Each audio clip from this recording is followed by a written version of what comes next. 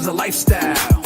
Sports cards and we live now. Jeremy Lee in the building and every guest that you ever needed. Sports cards after hours keep the hobby heated. Updates, hobby talk like you never seen it. Sports cards live and none could ever beat it. Sports cards is a lifestyle. Sports cards and we live now.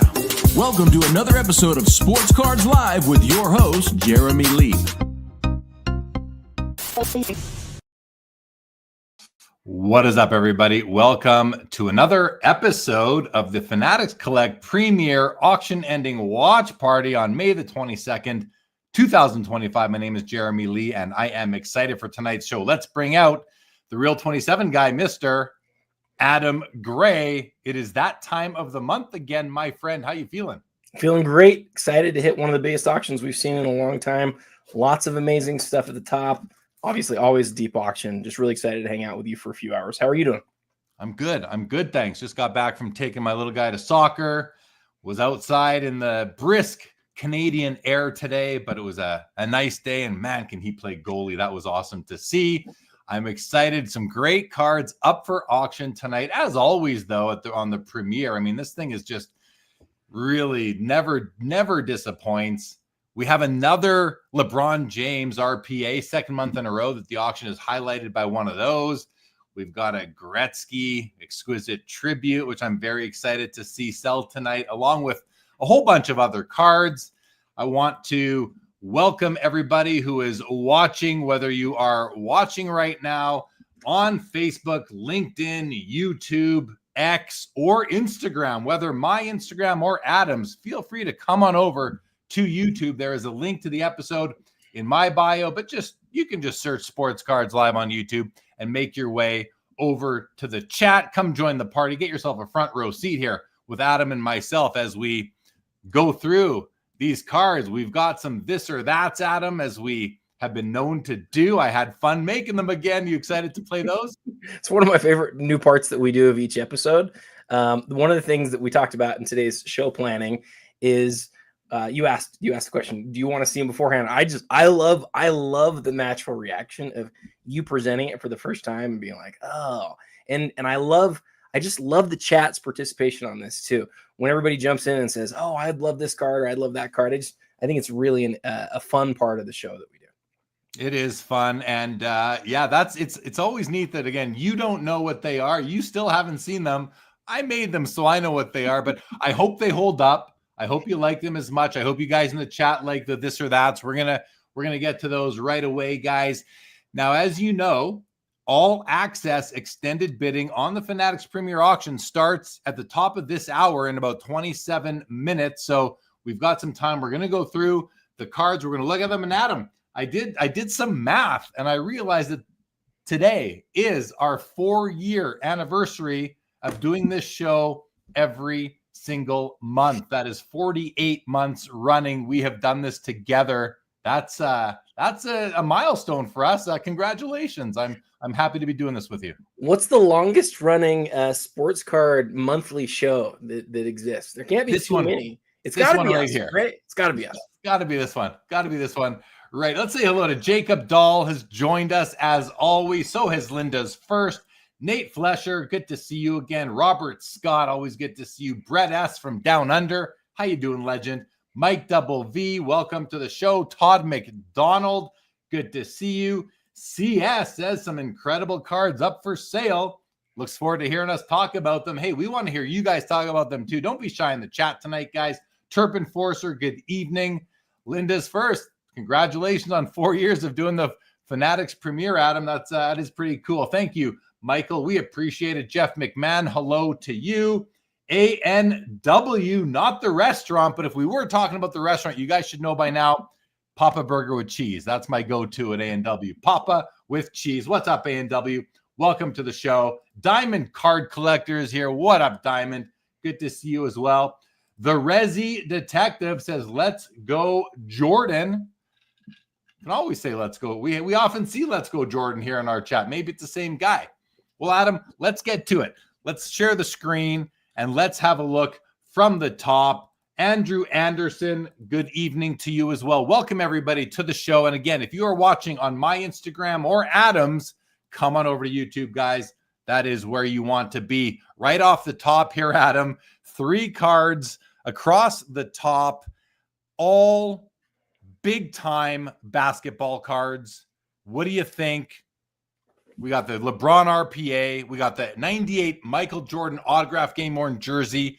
And we got the triple logo, man. Wemby, Jokic, and LeBron. I mean, what a start. This is your department. Take it away. So I want to preview this by saying that I asked on my Instagram today, which of the 4 cards, the 4 big cards in this auction would you like to have? And it's these 3 and the Brady 1 of 100. And it's actually a pretty good, it's pretty close. There's about 3, just quick mental math, close to 400 votes on it. And the LeBron is the one that people like the most, but all 3 of the others are all close. Listen, everybody knows the LeBron. It's the first RPA, base set RPA. It's the big card really of this whole, I would say, of this century in a lot of people's opinions. And it's one of the most recognizable cards really of this era or any era. The Jordan's his first Bulls jersey autograph card, and it's in a PSA 10, which is just crazy. And then the triple logo, man, you're talking about 3 eras in one card. You've got the 2014 era with Jokic, 2003 with LeBron, and then all the way to 2023 with Wembanyama. And so all game used logo, man. Those 3 right there are about as strong as we've seen as a start of an auction in a long time, Jeremy. Yeah, 3 game-worn logo, man. That's awesome. We do have pictures of the players there too. Love that. If I had to pick one of these 3 cards from my collection, Adam, I'm going with the one in the middle. I'm going with the Jordan autograph jersey. I really am. I love early upper deck auto jerseys, game-worn jerseys. Add an auto. I love it. The PSA 10 doesn't hurt. Number to 23 doesn't hurt. Helps. That's the one I would want in my personal collection, but they are all 3 wonderful cards, and any of them would be welcome in my collection or pretty much anybody else's, I'd have to think. So I love all 3 of them. I might surprise you a little bit. I'd take the LeBron here. The LeBron is, I mean, to a lot of people, that's the ceiling card, the one that everybody would just love to have. And although I'm not the biggest LeBron fan, I obviously respect him and everything that he's done, but that card's place in the hobby is just so critical. It's one that I've never owned, even though there's 99 of them. It shouldn't be that hard to get, but it's always been a big deal card. And frankly, it will always be a big deal card. Oh, for sure. It's a hugely iconic card in our hobby. No doubt about it. A&W is actually eyeballing something tonight, so good luck to you. Let us know towards the end how that goes, and really hope you get it. Timepiece Esquire, what's going on? Good to see you. Laura, welcome. Orlando from a collector's dream is here and in recovery. Orlando, always great to see you. Skywalker Cinder says MJ game jersey all day long. We are on the same page. Jeffrey Hart, good evening and always good to see you as well, my friend. Vintage is saying the MJ without question too. Kinger, welcome to the show. Great to see you. All right. Sundin says the triple logo, man, for me, they're all, but yeah, they are all grails, no doubt. All right. Row 2, Adam. First of all, we have a Charizard PSA 10 at 220,000, but on the sports side of thing, 2 quarterbacks. We got the GOAT, Tom Brady, and his playoff contenders champ ticket out of 100, autographed. The card grades out a 7. The autograph grades out a 9. It's numbered 1 of 100. That is special, I believe, Adam. To me, that is special. An amazing card. We've seen this card before, maybe not this exact one, but we see these cards. They always do super well. And this is Tom Brady's best card. I believe it to be. So huge card. Someone is going to add it to their collection tonight. And beside it is the Jaden Daniels Panini Prism Deca Black Rookie, 1 of 1. Looks like the 2012 Prism design as well, Adam, which I think is beautiful. It's a PSA 10. It's at $42,000. Let's look at the auto. Diamond Card says the auto is nice for a 9 too. So let's go see how I feel about the auto grade. Because if you watch this or me, you know that I usually disagree with autograph grades. I don't think that the grading companies do a very good job at grading autographs. And yeah, this one looks to be a 10 to me all day long. Well, there's nothing wrong with this autograph, not from this angle at least. I don't see anything wrong with it. It's beautiful. The 9, I think, is so what you're going to do maybe tonight, if you're considering adding this card, is that 9 on the grade for the auto could actually save you some money, because I think the autograph is very, very good. 7 on the card. Important to keep that in mind, of course. And the Jaden Daniels is a beautiful 101 for that rookie right there. Adam, any thoughts on these 3? Yeah, briefly on the Brady. This is a question that I think people should ask. How many Tom Brady cards, how many individual Tom Brady cards would you rather have than this card? And I think it's a really good question. I think you'd rather have the 12 of 100 to get the jersey number. And then I'm not sure what else you'd rather have, frankly. Like he doesn't have rookie 1-of-1s. So he has 1-of-1s that are not from his rookie year, like Superfractors, and he has Shield autographs and things like that. But like not, and you could do some comparing there. But as far as non-1-of-1 goes, I think you can make a really reasonable case that this is the second best Brady card, like literally in existence. And I don't know if other people are going to feel the same way, because some people may say, no, I want the higher grade copy. I want a gem mint copy. Or somebody might say, well, there's this other thing that I really want. But it's one of the biggest Brady cards in the world. And as far as the Daniels goes, he's got so much hype right now. People are talking about him being like the next it guy, and obviously such tremendous success as a rookie. The question on that one is, how do people view the Deca Black? Because if it was the regular Prism Black, we're talking about like one of the biggest cards of the year, but the Deca Black, still obviously huge, but how huge, we're going to find out tonight. We will find out tonight. The Bass Juice official says he's taking the logo man. Diamond Card says that the autograph looks great in hand as well. Jay Mollico, what's going on? Good to see you. Dan Brown, don't even get me started with the first print BS. Ooh, yeah, I disagree. I disagree too. I think it's just an added feature. You may or may not have to assign value to it, but it's always nice to see anyway. What I would say about that real quick is we see that card move like once a month, or maybe once every couple of months. You don't see a significant serial number move necessarily ever. It differentiates it. It differentiates it to a collector. So to somebody like me, like that's really important. That's what it does. Exactly. All right. Next row, we have the Steph Curry NT RPA out of 99, BGS 9.5 with a True Gem Plus. You're getting an extra half point on, I think, centering. Perhaps you can have a look. We've got the Shea Gilgeous-Alexander. He had some big news recently, didn't he? So, yeah, MVP. Pretty nice news for SGA. That's out of 10. So that's pretty sweet. That's the gold copy. Both 9.5s here, the Curry and the SGA.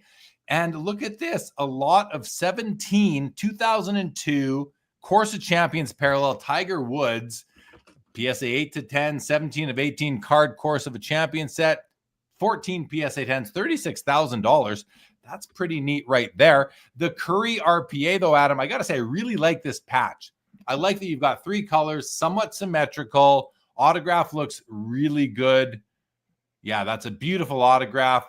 What did Beckett grade? A 10. They got it right. Congratulations to Beckett. You graded the autograph. At least I shouldn't say right. I agree with it. We'll just leave that at that. Great Curry there. I like the patch on the SGA as well, but I want to see what these are, because these are major. Look at these, all on card autoed, all numbered. Wow. These are wow is right. What an this is amazing. I didn't know this existed. These are awesome, and they're early. These are already 23 years old. 36,000 for 17 Tiger Woods autos. That's crazy. That's wonderful. Just a great row here, Adam. How do you like the art? I mean, we know the Steph Curry RPA. We talk about it a lot. We've done this show 48 times now. We've probably seen one of these, half of those, one every 2 episodes or every second month. So we've seen a lot of those. SGA, he's younger. We don't see them as often, but we are seeing them. How do you like the SGA as a representation in someone's collection for that player? Well, he's maybe going to go win the championship this year as a 25, 26-year-old. Really puts him in some rarefied air. And, you look at the other teams that are left and you'd say, well, he didn't have to go against Boston, or he didn't have to go against some of the other better teams, but the Thunder are just devastatingly good. I've been high on SGA really since he got traded there. And, I think he's going to be great. But for him, this is his iconic rookie card. This is the one. I think this one's out of 10. Is that right? This is the gold out of 10. And so that's one of the parallels that I think consistently matters because it's been around for a long time. Obviously, he's got a good grade and a good autograph and a good patch. So it's got a lot going for it. But for me, the question is, how great do you think SGA can be? And there's a lot of excitement right there right now. I think he can be pretty great. Andrew Anderson, it's first stamped. It is certainly not first printed.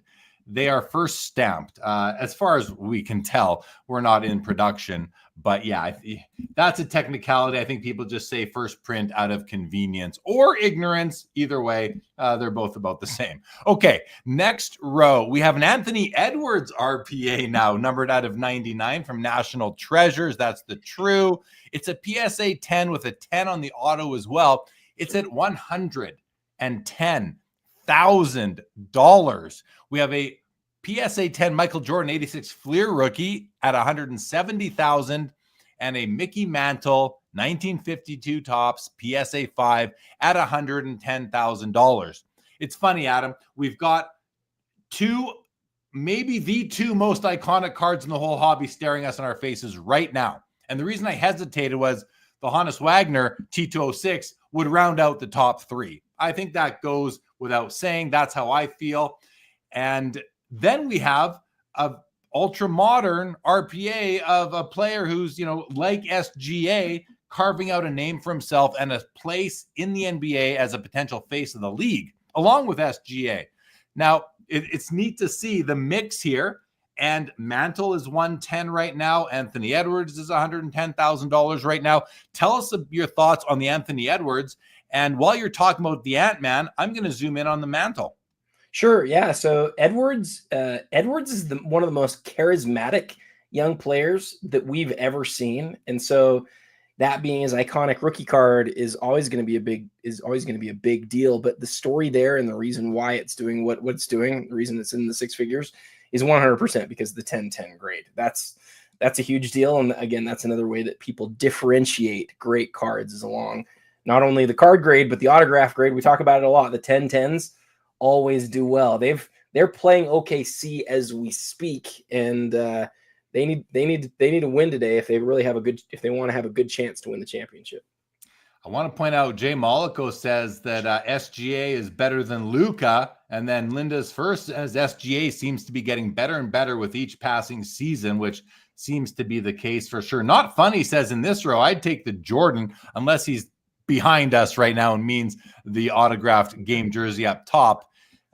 This is a great row of cards here, guys. Let's take a look at the Jordan PSA 10 right here. Edges and corners appear to be perfect, I would say. The centering top to bottom looks to be perfect. Left to right, it's slightly shifted to the right, but well within PSA 10 PSA's gem mint centering standards. Nice looking copy right there. The Mantle is the one I like better. I forget if it's type 1 or 2 or A or B, but this is the one that has the full black outline around the Yankees logo. It does not have the missing pixel up in this area. This is the copy or the type that I would choose if and when I were to add one of these to my collection. It's a very nice copy. It's obviously, as you can see, off center. It's got a little bit of clockwise tilt, but that image is wonderful. The registration is super strong as well. Nice copy right there. Adam, any comments on the MJ or the Mantle? Just two beautiful cards that I wonder which one you'd prefer. I was stopped up there because I was thinking like, I'll take the card that is has a lower print run overall, and I was going to say that's the Mantle, and I'm sure it is, but there's lots of Mantles out there too. I think there's just under 3,000 graded Mickey Mantles across the big grading companies. The MJ, I'm not sure what that total number is, but it's going to be a big number, and there's plenty of them. I think I'm taking the Mantle. Now, are we talking about the PSA 5 Mantle versus the 10 MJ? Yeah. Well, okay. I mean, financially, I'm taking the Jordan. Okay. But for your collection, though, just ignore the price. Ignore the price. Which one do you want more? The mantle. Me too. Yeah, Me too. yeah. I think that mantle right there, that's not an average mantle. That's a really like smoking mantle. That is an awesome card. And you're 3,000. I think that the number on Jordan somewhere like 45,000 or 43,000. Like there's probably about 12 to 13 times as many Jordan fleers in the market as there are mantles. Yeah. I'm taking the mantle. I am. Yeah. Yeah. Oh, so am I. Linda's first says the holy trinity of classic cardboard is the mantle, the Jordan, and the 79 OPG Gretzky. And when I was saying earlier, the top 3 most iconic cards, the Gretzky went through my head, but I'm going to put that in the top 5 or so. I'm not going to put it in the top 3, just being more realistic, I think. Do you remember when we did the Iconic 100 where you put the Gretzky? I don't. Because I remember where I put it. I put it number 5.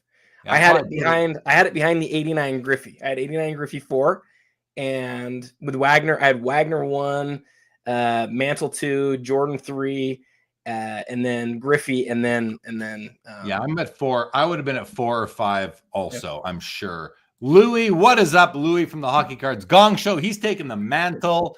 All right, let's keep on going.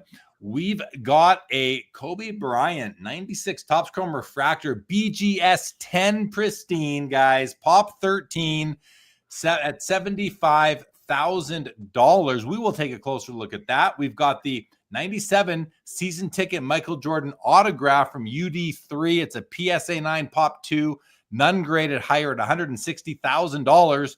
And a 2007 Ultimate Collection dual jersey, dual auto, Michael Jordan, LeBron James, the BGS 9 with the 10 auto, only 25 copies produced. It's at $36,000, Adam. First thing I want to do here is take a look at the Kobe and see how the color has held up from a greening perspective. There is greening on his arms and his legs and the defender as well. So what would you say, Adam? Is this it's almost a fully greened out copy as far as Kobe goes, but that doesn't really hurt the card that much. We see these sell all the time, green or not. I think really what would happen is a non-green card would, or I think at least should sell for a huge premium, but this is still a great looking card. The centering comes in at 9.5, which is the only thing keeping this from being a black label pristine. Adam, what are your thoughts on this card? Yeah, lots of good thoughts here. The story here is that a card can turn green in the holder, right? And so when this card was originally graded, it probably wasn't nearly as green. Look at the serial number on it real quick. This card was graded 12 years ago, 15 years ago. And so unfortunately in that time, the card has turned quite a bit. And what we see on the pricing is that the less green a card is, the more it's wanted. And that's something that we've seen for 15 years now or so. So yeah. It was a 10 at one point, but here's the bigger point. Some people still want to own a BGS 10 of that card. And there's only 15 total, and only 2 of them are higher than this one. Only 2 of them are black labels. Yeah. Yeah, some people are driven by the grade and some people are driven by the card, and there's room for everybody to do it however you want. That's your money. Spend it as you wish. No doubt about that. Now, the game ticket, or the season ticket, I should say, has a gorgeous autograph on it. Look at how beautiful that is. Completely blue, great pressure all the way through. I don't see any letting up. Gorgeous auto, grades out of 10. I think that is what it should be. And the autographs on these 2 guys here, the LeBron and the MJ, those are beautiful as well. They grade out of 10 as they should. This is numbered 1 of 25. Ultimate always has such a nice design on its card. Adam, any comments on the MJ or the dual? Yeah, the MJ autograph is one that has some notes in the auction that was worth reading if that's something that if you're bidding on. It's a relist from last month, and there's some information there that might be important. But the thing you got to know on this card is it's one of his earliest autographs. It's an important card. But like I said, make sure that you read that note. Acquire did a great piece on this. It's right here. Some collectors speculate the original autograph on this card was removed and Jordan later re-signed it. However, this remains unproven. The card still holds its DNA authentication assessment. That is a PSA, assessment, indicating its current signature is verified as authentic by PSA. If the autograph is good, Well, consider it. If it's not original, as speculated by some, take that into consideration. Some That's people right. might care. Some people might not care about that. It's such an interesting question, and I've had really smart people tell me opposite things about this and different cards.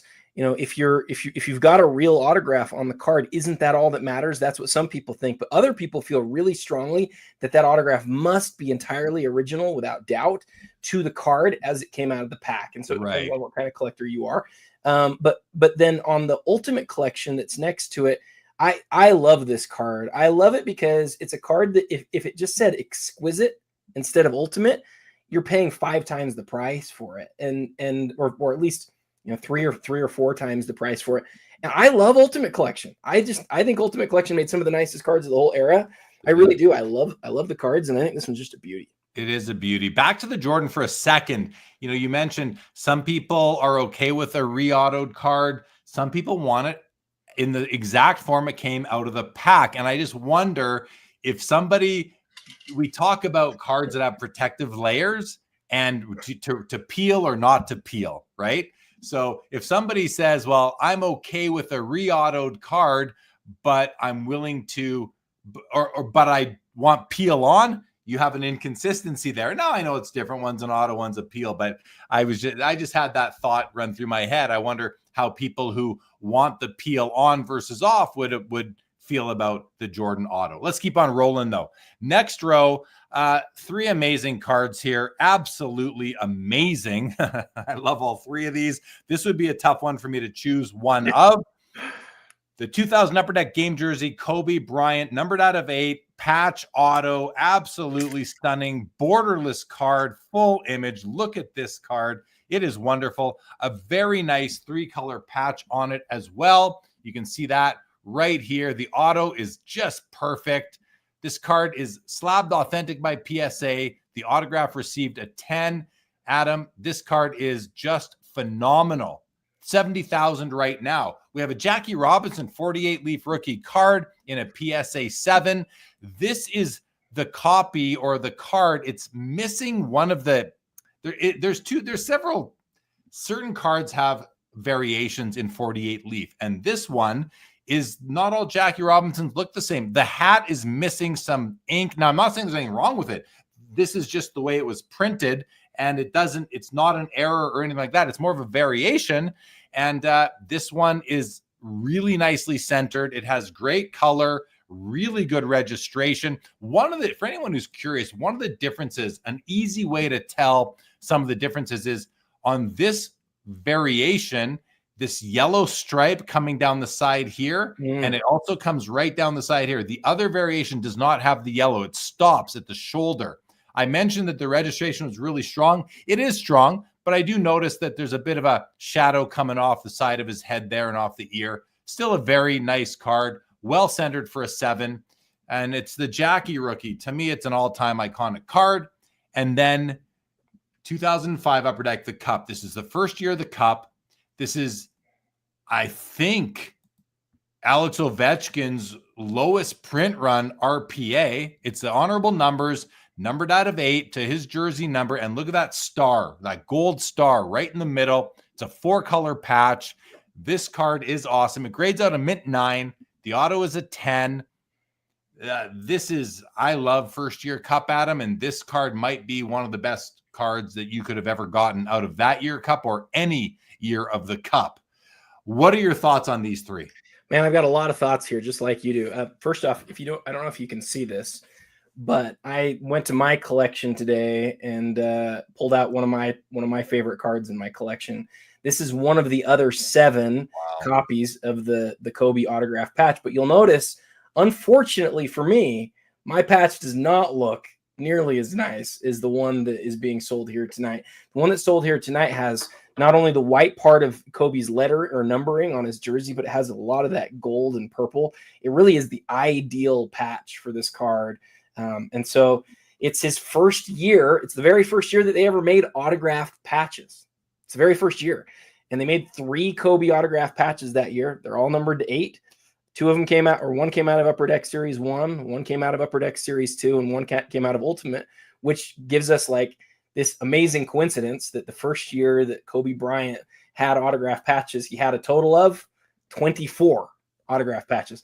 One of them's there, one of them's here. There's 22 more of them in the world across all three brands. And I love this card. This card was, I've had it in my collection for 5 years. Chris McGill picked it up in California after I purchased it on eBay. Sort of this got this awesome story behind it that I'm grateful for. But I love that Kobe card. It's one of my favorite cards in my collection. And then on the cup, one thing I don't think you mentioned it.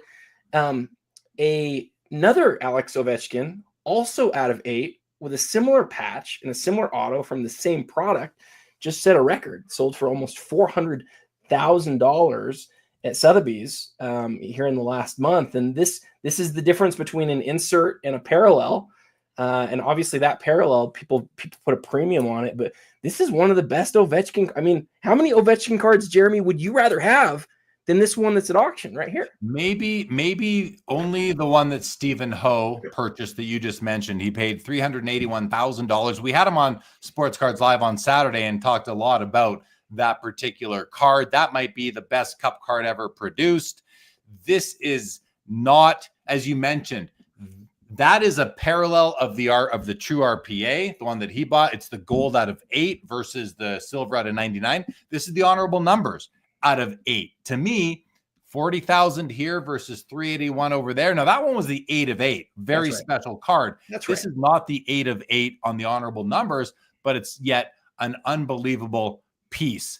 And I do believe this might be Steven's card that he is selling to maybe help pay for the RPA that he purchased. So I do think this is his card. He put it, I think it's his. He did an Instagram post today with several of his cards that he has for sale tonight in the auction.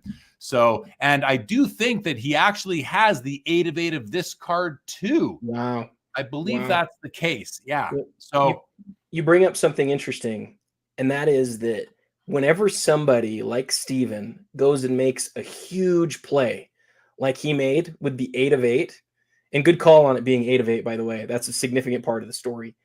Whenever they do something like that, there comes a moment when other things that we weren't expecting to ever see hit the market, where they come to market. And so I think you're right. This is from his Instagram post. I saw that too.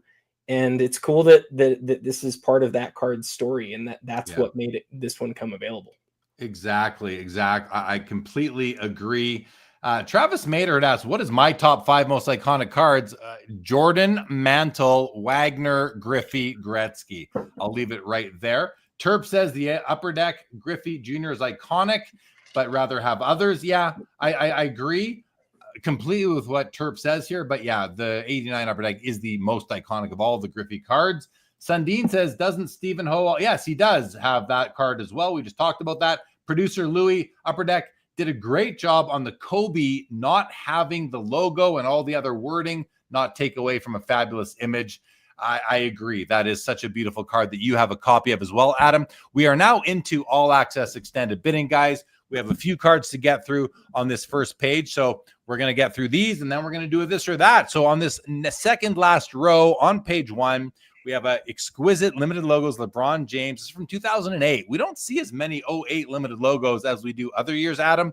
Number 23. This is beautiful. This is absolutely a gorgeous card. I love it. Great design, great use of foil, great symmetry, nice patch, wonderful auto. $44,000 on the LeBron limited logos. We then have a Kobe limited logos right next to it from 2004. Exquisite. Also a beautiful design with hollow foil. Is that hollow foil, Adam? Yeah. With hollow foil. And we have a second 52 tops Mickey Mantle. This one is a PSA 3. And I just want to point out to you, versus the one we just looked at, this one does not have the black line on the bottom of the Yankees logo. So it's not a complete square around that. And it's missing the pixel right there. You can see me circling it. That's on all of the cards that are of this type. It's got a great crease running all the way across the top there. You can see some card stock showing through, but the centering on this thing is wonderful. The color is great. Registration, I think it's perfect. The biggest problem with this card is this kind of this crease or a crack in it, but otherwise This thing is wonderful. I love it for the centering, the color, the registration. Adam, over to you on these. You highlighted these so well. These are, I would argue, these are the two. Let me go back. I actually have studied each of the years of limited logos and really done a deep dive into the different elements of design from 03 to 09. These are the two nicest designs. I wonder which of the two you like more. I actually like the Kobe design more. I do too. I do too, but I do think they're the two nicest. It's just a matter of whether you want the horizontal or vertical. The horizontal does give you the full image, but then it makes it so that the autograph is turned sideways. Still, that LeBron, I'm telling you, that's one of the nicest LeBron cards ever made. Game used patch, unbelievably designed, and Jeremy, only 23 limited logos, significantly rarer than all other years except for the 1 year after this one. Yeah.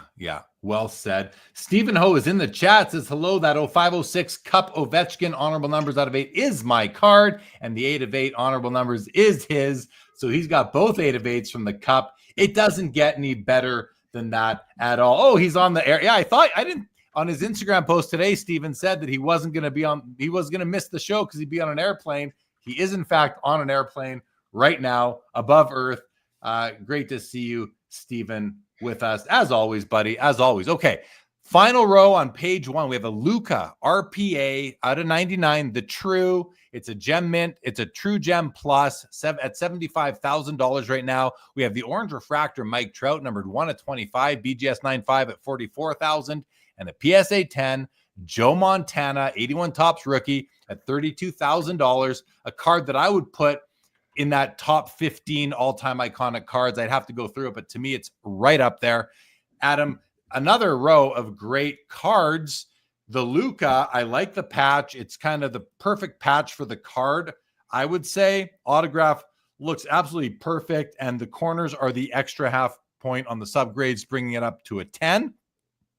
Let's have a look at the Joe Montana briefly. It is a PSA 10, and it looks really nice. Looks to be close to perfect, maybe slightly off center to the right. But again, a PSA 10 is not a pristine card. It's a gem mint card. And I think that this card fits the bill right there, Adam. Your thoughts on these cards? Well, I think your comment about them all being iconics is really important here. The Luka is certainly one of the most iconic RPAs ever made, especially in the Panini era. And Trout, as far as like cards made, since the Griffey run of the late 80s, I don't know how many baseball cards, Jeremy, do you think are more recognizable across the hobby since 89 than the Trout? Only a couple. Like his Topps update would be more recognizable, but after that, I'd have to really rack my brain. There's really not many, and it's being the 1 out of 25 here.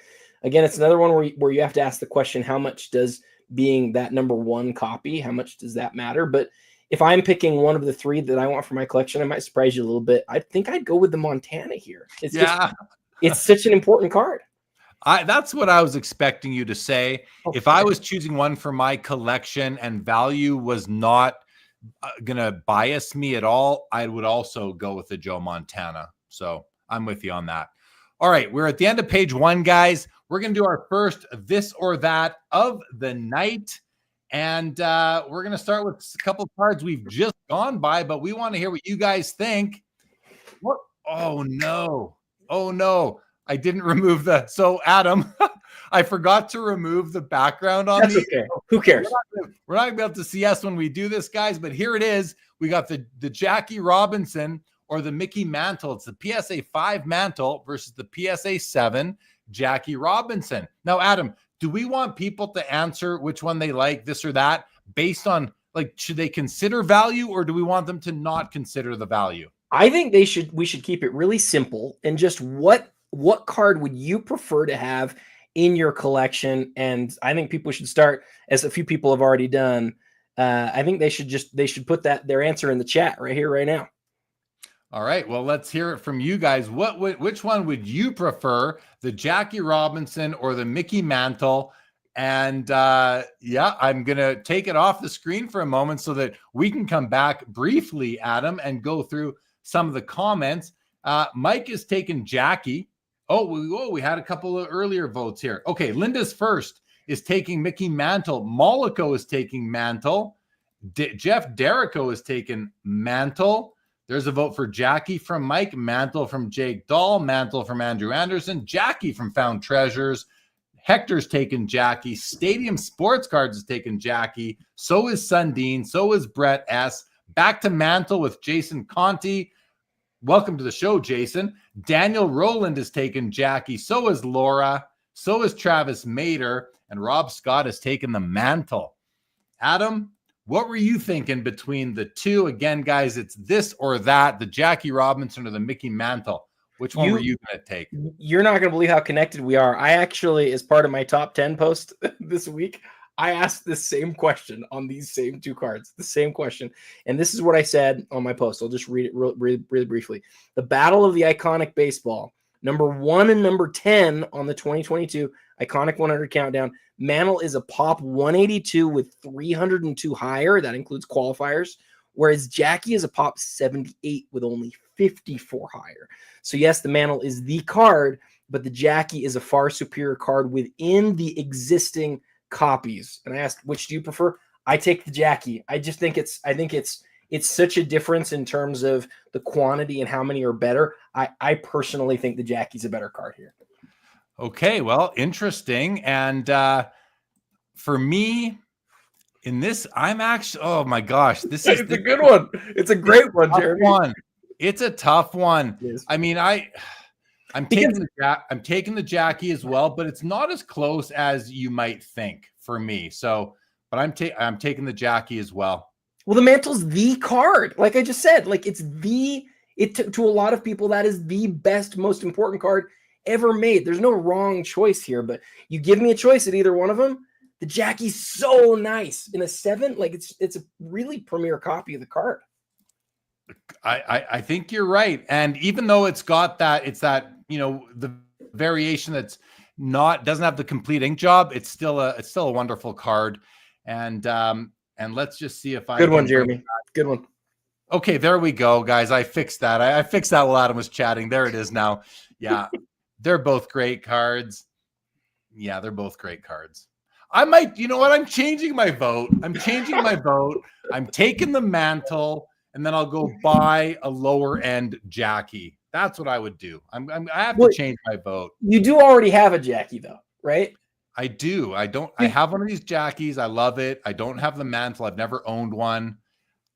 So for you, it's easier. For you, it's easier. For somebody like me, I don't know, but I'll stop. Paul Santos has taken Mantle. So is Reef the Sea Forever. Luke has taken Jackie.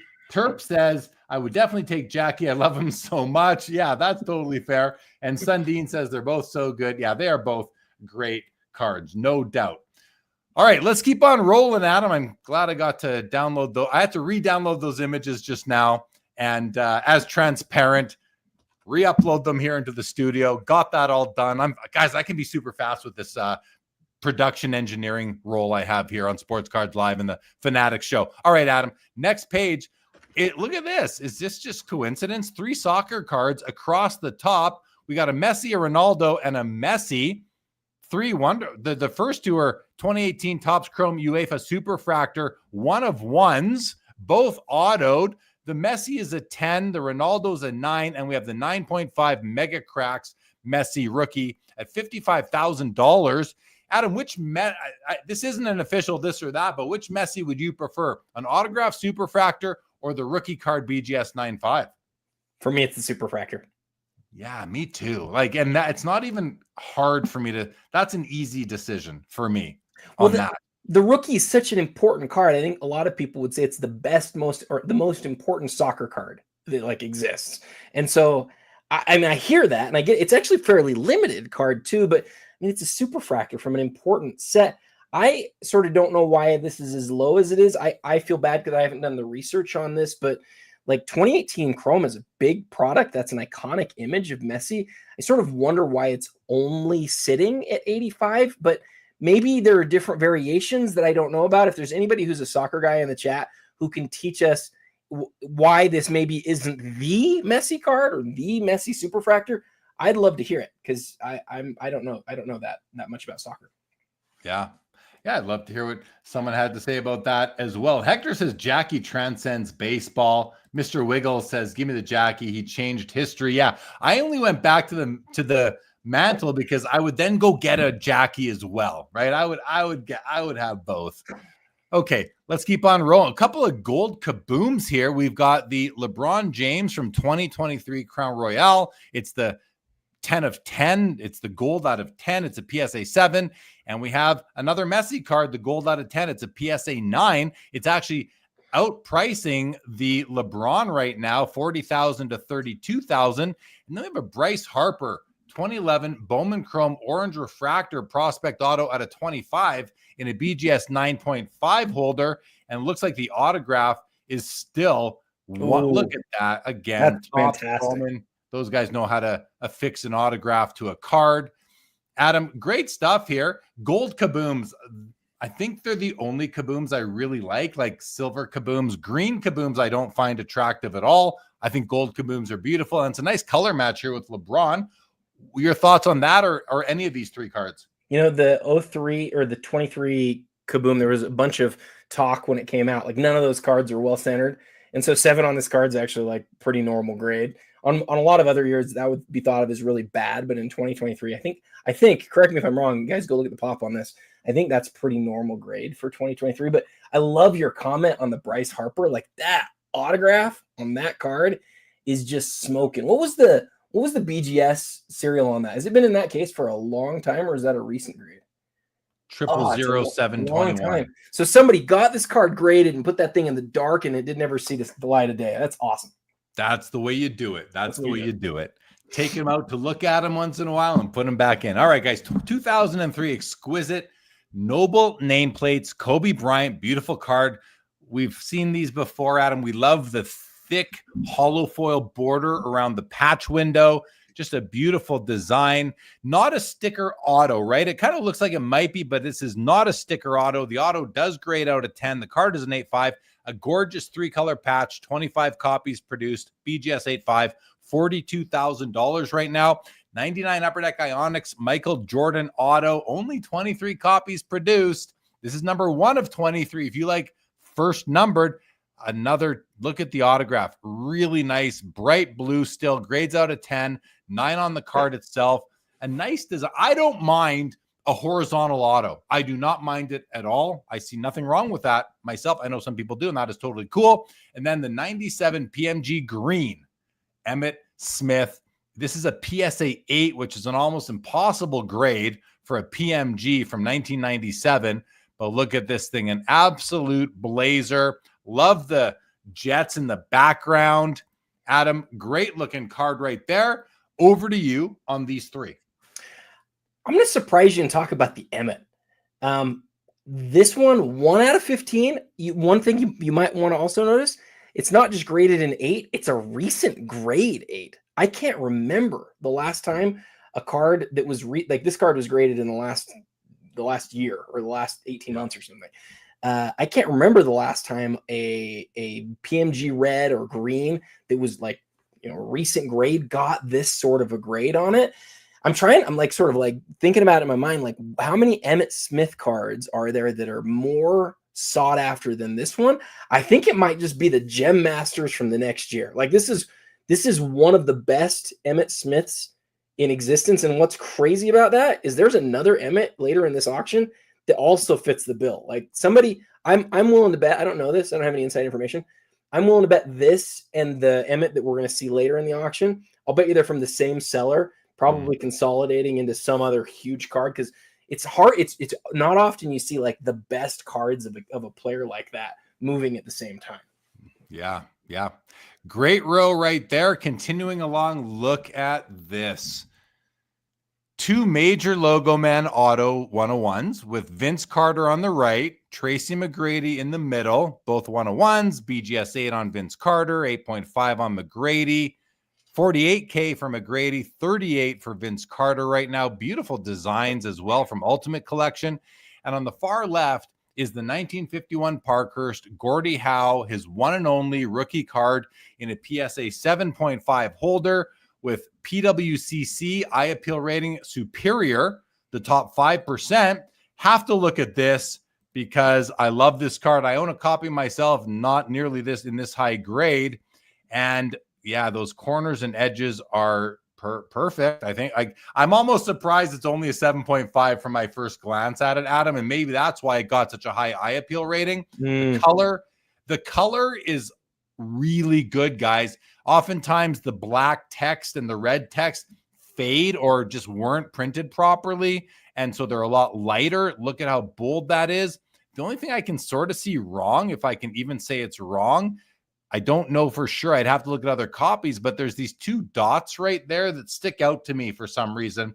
I don't know if other copies have it. You might have another print defect right there, something right there. Just little dots. These are minor, absolutely minor issues. I love the color of the stock. Very natural looking. There's the back of the card. These are blank backs. They all look pretty much just like that. A wonderful copy after I've had a chance to look at it closer. Absolutely love it. And would have no problem welcoming this copy into my collection. And it's got even that.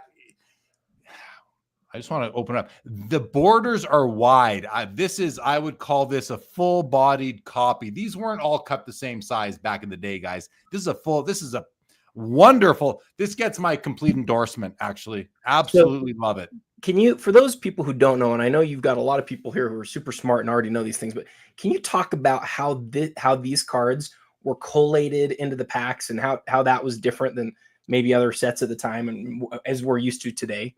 Yeah, I mean, legend has it that these cards were dumped into a cement mixer and it was rolled or tumbled and rolled around. And then I guess they were taken out of the cement mixer randomly and put into the little cardboard box packs. I have an empty one on my shelf over there. It's funny to think, and it also kind of makes you wonder, how did any of these things survive in such great condition? These are pretty firm sheets of cardboard. These are not flimsy whatsoever. Wonderful card. Again, comes with my full, like, this would be, if I were to be able to have this in my collection, I wouldn't need your 8 or your 8.5 ever. I'd be happy with this one forever in my collection. Awesome. Awesome card for sure. Adam, these 2 logo men, why don't you give us some thoughts on them? It's neat to see them together in the same auction. Another situation, I'm sure, where one person selling the 2 cards from their collection. The story here is actually Brett McGrath from Stacking Slabs recently did a podcast on logo men that I thought was really good. And really, I think there's a lot of conversation right now because people are seeing logo men cards. A lot of them sell for really big dollars. And this is something I've talked about a lot too. I think we're moving to a stage where people are more interested in finding a player's best cards. And so if you think about it, like, how many single logo man autos are there of each of these guys? Well, I can tell you, Exquisite never made logo man autographs. He didn't. Ultimate Collection was the single logo man auto product. They started making them in 2003, and for non-rookies, the most they ever made in a given year was 1. So for Vince Carter, he might have one in 2003. I'm not sure. He might have one in 2004 or 2005. I'm not sure about that. But then there's this one in 2006. It's at most his 4th single logo man auto. And I would bet that from the Upper Deck era, he has 7 or less total. So Vince Carter and T-Mac are 2 of the most collected players from that era. And there's only a few logo men autographs of them, period. So if one ever hits auction, like we're seeing right here, you're going to see a big sale. And that's, I mean, these are big numbers for these cards. That's why you're seeing them. And people fight like crazy because if you're like, I love Vince Carter, I collect Vince Carter. Well, how often are you going to get a chance to get a pre-Panini era logo man auto? Like, almost never. You might not see one for 10 or 15 more years at auction. Seriously, like, you might not ever see one again. Yeah, and Chris Howling here says that the Vince is a record for the highest selling Vince Carter card ever. He says crushed it, actually. His previous was 24,000. We're at 38 plus buyer's premium, so we're closer to $45,000 right now. This card right here will be, if Chris is correct, and I have no reason to doubt him, but you just don't. I didn't fact check. This is the most expensive Vince Carter card selling ever, and that will happen tonight live here on our show. Chris, is there a T-Mac that's been sold for more? Frankly, I'd be surprised if there was. I think for both of these guys, it's probably the biggest card that they've ever had sell. All right, we have another Kobe Bryant Topps Chrome Refractor rookie. This is a BGS 9.5. I can tell from here it's got less greening because the arms and the biceps and elbows are green, the knees, but look, his head looks pretty good from here. It's a BGS 9.5. Caitlin Clark, gold WNBA rookie out of 10. Adam, this is the Prism. It's a PSA 8. It's a Pop 2, none graded higher. This is a big deal, is it not? It's a huge deal. It's a huge deal. So I got to give you guys a little bit of background on this. A lot of you already know some of this because there's content out there on it, but everyone was excited for the Prism Caitlin Clark card. I mean, it was like 2 years in the making. Everybody was hyped about it. When the product came out, she has 2 cards in the base set. One of them is card number 22, which matches her jersey number. And then there's this one, which is card number 145. And really, like, I think people are divided on this. Some people are like, no. Number 22 is the main card. It's the first one in the set. But a lot of people, and this includes me, point to number 145 and will say, 145 is not just kind of better looking. It's a way better looking card. They're both from the base set. And although some people refer to this one as, quote, the variation, there's nothing on the card that indicates that it's part of like a subset or anything like that. They just put her in the set twice. And again, it's the second one. They're both, golds. They're 10 to 10. And some people are just going to say, look, the first one's the one that I've got to have. But what Panini did here, I think deliberately, is they created a situation where you had to say, what do you want? The first one or the better looking one? Because again, you pull up the other one. I think most people are going to argue this is the better looking card. Yeah. I'm thinking about this, and I've always thought about the situation where you have in a player's rookie year set, 2 cards for that player. We saw it in 1991 Upper Deck Hockey, but let's go back further. Let's go all the way back to 1909 T206 Ty Cobbs. No, I don't ever hear anybody saying which one was first. It's which one do you like better? Oh, another example. 1933 Gaudy Babe Ruth happens to be one right in front of us right now. There's 4 cards. Good example, Jeremy. Good example. Ever talks about which is the first card in the set. At least nobody I've ever talked to. They are all considered to be equal. It comes down to which one do you prefer? Which one do you want the most?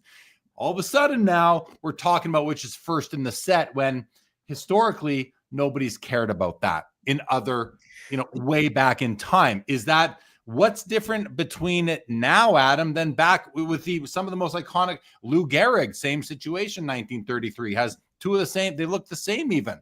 So let me add a little bit there, though. Isn't it true that most of those cases that you just gave weren't a rookie card situation? Isn't the fact that this is a rookie card situation why this first versus not first? Does that add more to the argument? Well, okay, that I hear what you're saying, and you're not wrong.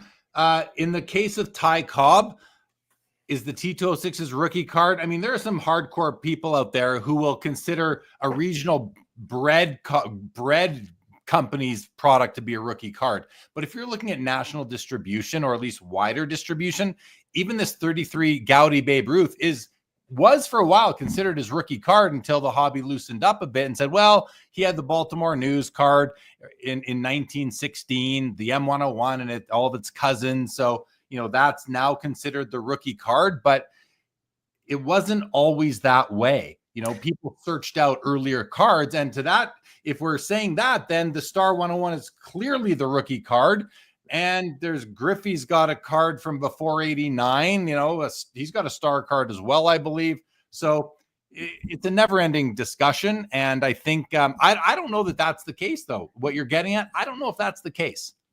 Yeah, I'm not sure either. I think one of these things, time will tell on this one for sure. But people have messaged me so passionately, like saying, Adam, you're so wrong for even considering the 145. It's second. And then I've had other people who, again, I really respect, who are like, no, I like it more. It's the better looking card. I don't like the 22. And I'm just sort of sitting there saying, hey, I'm developing my opinion, but I think I think Panini did this deliberately. There's basically 2 Caitlin Prism cards, and some people really prefer one, whereas some prefer the other. Okay, let's keep on going. Here is the number 53 from 33 Gaudy Babe Ruth in a PSA 4.5. I believe this is considered the most iconic looking, or the most iconic of the 4. but this is a beautiful card. I love it. Absolutely love it. This one's off center, but it's a 4.5. Most likely the grade is right. If I were to, look at it even closer, it's at $30,000 right now. Let's keep on going. We have some TCG here. We have a Black Lotus, but we have the 86 Fleer Michael Jordan rookie sticker, Adam, and a PSA 10 at $38,000. It's a big deal, this card. It's not my favorite looking card. I don't find this to be aesthetically appealing, but I will not, and I cannot discount its importance, being that it's from 86 Fleer. Any thoughts on the sticker? A lot rarer card in a PSA 10 than the number 57 is, and that to me is always like something that really stands out. It's way rarer and it sells for way less.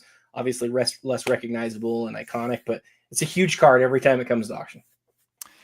Tracy McGrady, 9098 Fleer Ultra Masterpieces, 1 of 1, $38,000. Adam, is this his best card? And I say that because I'm not really sure. Well, on my top 10 post today, I asked the same question and I said, which would you rather have, this or go back up 3 rows? I think this or the Ultimate Collection Logo Man that's up of McGrady. And I think either way, we're going to have maybe a record here for McGrady. These are going to be 2 of his biggest sells ever. And people will say, wow, McGrady must be so hot. Well, that may or may not be true. What is true, these are certainly, as far as like high-end collectors go, certainly 2 of his best cards in existence. His 98 Masterpiece is a huge deal because although it's not a rookie card, it's only the second year of 1 of 1s, and the first year of 1 of 1s, some people don't like them as much because they're not differentiated from the Platinum Parallel. They're really similar. But in 98, that's not an issue. In 98, you get this beautiful purple background. It's a great looking card. And again, it's one of his very first 1 of 1 cards. So Jeremy, back to you. Would you rather have the Logo Man auto, or would you rather have this one? Hands down, Logo Man. It's Really? easy for me. Oh, absolutely. I mean, this. Yeah, absolutely. Autograph, game used Logo Man compared to just a piece of paper. I love my just pieces of paper. Don't get me wrong, but yeah, I'm taking the Logo Man all day long. Now, if you're gonna make a play at the Gordie Howe rookie tonight, you may as well consider the Maurice Richard, the other big card from the 51 Parker set, and this one is wonderful. It's an SGC 9 with an NBA gold sticker. It's got PWCC top 30% eye appeal rating as well, full bodied. Now I'm just seeing when I zoom out, the tips of the top left, top right, and bottom right corner all seem to have a bit of, I don't know what that, just like the stock is a little bit darker towards the outer edge there. So that's something. I'm noticing a bit of the black outline around the image of him is a bit light in some places. The black behind him, though, is wonderfully dark and solid. The text it's strong, but it's not as strong as the Gordie Howe. I think the card, I think this card, the centering, the edges, the corners are all wonderful. I don't know if it's deserving of these eye appeal awards that it's received based on some of these real particulars that I'm looking at, that I hone in on, but that's just the way I look at cards. Either way, it's a strong copy. It's got the grade to go along with it. If grade is super important to you, which it is for so many people, of course, this might be the right copy for you. And we have the Anthony Edwards first off the line gold RPA from NT out of 24 at $27,500. Adam, any comments on the other 2 cards in the row? We already talked about that. I think you hit him spot on. Awesome. Just the Edwards is so contingent on how he does the rest of these playoffs. We haven't gotten any updates in the chat from how the game's going. I'd love to hear if anybody wants to let us know what's going on in the game real quick. Let's keep on rolling. We've got the 97 Stadium Club Triumvirate Illuminator Michael Jordan BGS 10 Pristine. Tough grade on an acetate card. These are often plagued with surface scratches and those sorts of things. We have a Topps Triple Threads Pujols, Trout, and Shohei Ohtani. I don't know if you're going to get a much better trio than that. Patch auto, 1 of 1, CGC authenticated, and a PSA 1.5 52 Topps Mickey Mantle card. Adam, I want to look at the triumvirate illuminator here. This card is beautiful. All sorts of die cut. I said acetate. Is this in fact acetate? Yeah, the illuminator is noted primarily by the fact that it is a see-through acetate. Yeah, you're right. Spot on. This and the second level are both, they both refract. It's one of the sets. Let me take a sec on this card. This has got to be the card that, like, if people weren't confused by it, would be worth so much more, because it's like from the year, right? It's from 1997. It's like the prime year of like the rarest, best inserts and parallels that we all love, right? And Stadium Club made around 60 to 65 of this card right here. Like, it is incredibly rare for that era. But they made 3 different versions, and they made 2 different series. They made a series 1 and a series 2. And in series 1, the hardest level doesn't refract, whereas in series 2, the hardest level does refract. And so, like, here I am talking. I've probably already confused everybody in the chat and you and everybody else, because it takes a sec to understand these cards. But what you're looking at, Jeremy, is like one of the best conditioned copies of one of the rarest Michael Jordan inserts ever made. And that's why, as people become more educated, we're seeing bigger numbers on this card, because there's just not very many of this card out there. 21.5 seems low to me based on everything you just said, from print run to the grade to the beauty of it, the intricacy of it. It seems low at the moment. All right, we're going to go on to page 3. While we rest on the top, we're going to do our second this or that of the night, Adam. This is going to be iconic card versus iconic card. Are you ready, Adam? Are you ready, chat? I'm always ready. I want to hear the chat, what they think on it, though. That's Here we go, guys. There we go. The 86 Fleer Michael Jordan versus the 2000 playoff contenders champ ticket Tom Brady, numbered out of 100. These are both 6-figure cards. Adam, before divulging which one you would have, we'd like the chat, guys. Get your answers in there. Jordan or Brady, which one would you prefer? I'm seeing a few answers already, and I'm seeing ones that I like. I'm seeing both sides. I'm not going to tell you which one I like better yet first. But Adam, which one would you add to your collection between the two? It's the Brady, and it's not close for me. It's like but having said that, it might sell for less tonight than the Jordan. I think right now it's currently sitting less than the Jordan is, or right around the same. But this isn't, again, I care that this is number 1 of 100 deeply. I've already made the case that other than 12 out of 100, I would prefer this card, because I'm not a condition guy. I'm more of a serial number guy than I am a condition guy. This to me is like one of the biggest Brady cards in the whole world. And as a basketball collector, that might surprise people, but I'd much rather have the Brady here.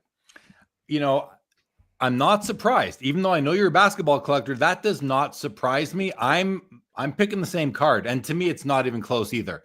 It's the Brady by 100 million miles. It's an easy choice for me, but let's see what the chat says. And for the same reasons as you said, it's rarer is a big one. It's autographed.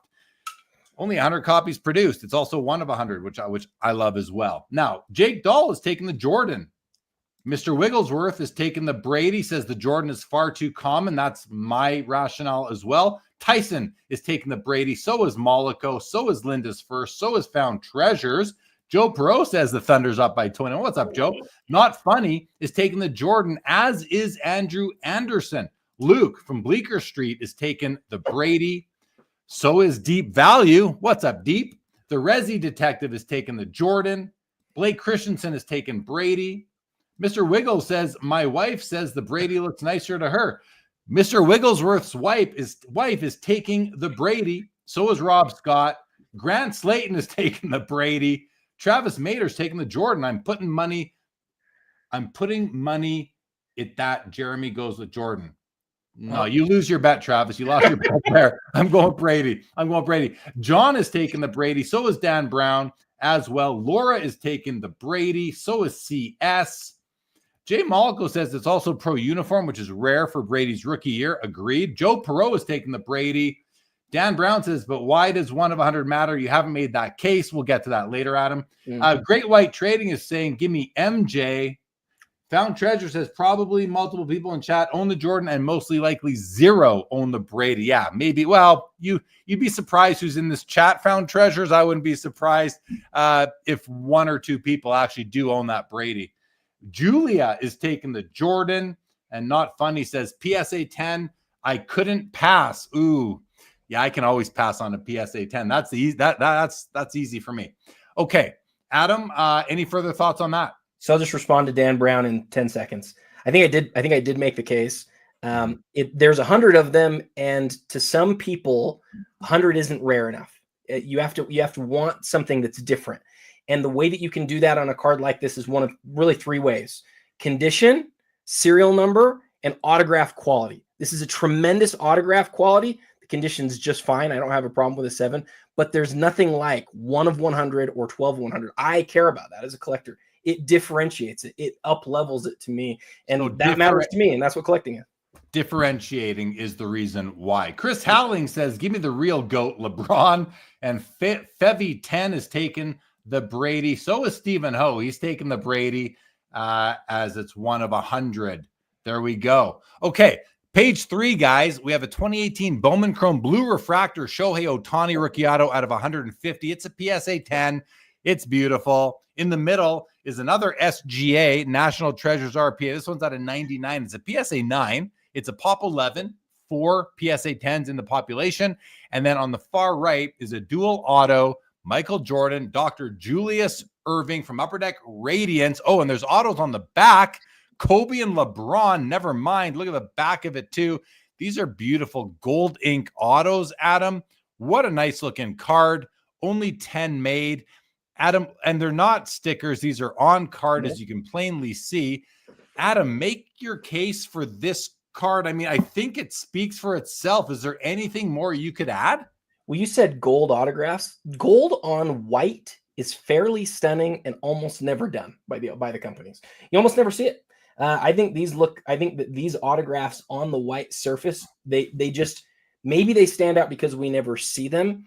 But maybe it's low because people don't know Radiance as well. Imagine if the brand on this was exquisite, Jeremy. Like, how much would this card be if this card had the exquisite brand on it? I love this card. It's certainly one of my favorite cards in the night.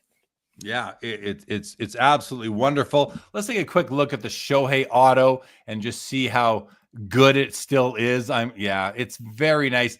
You know, he's got these long streaks, so it does get a little streaky down over here, but that's not like a fade. That is simply him with his pressure. Still a great autograph right there. Nothing Topps could have done or Bowman done better. I know it's the same company, guys. Nothing they could have done to make that autograph any better. It is still very solid.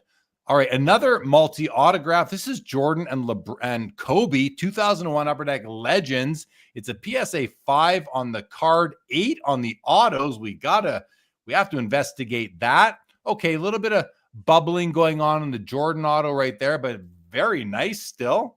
And okay, the Kobe auto has some issues right there. It looks like it's skipped. It's a little bit up there, a little bit up there, a little bit down over there. Numbered 4 of 10. Still, it could be worse. It's really not that bad, Adam. I don't think that the 8 auto grade is wrong, even though I don't agree with grading autographs.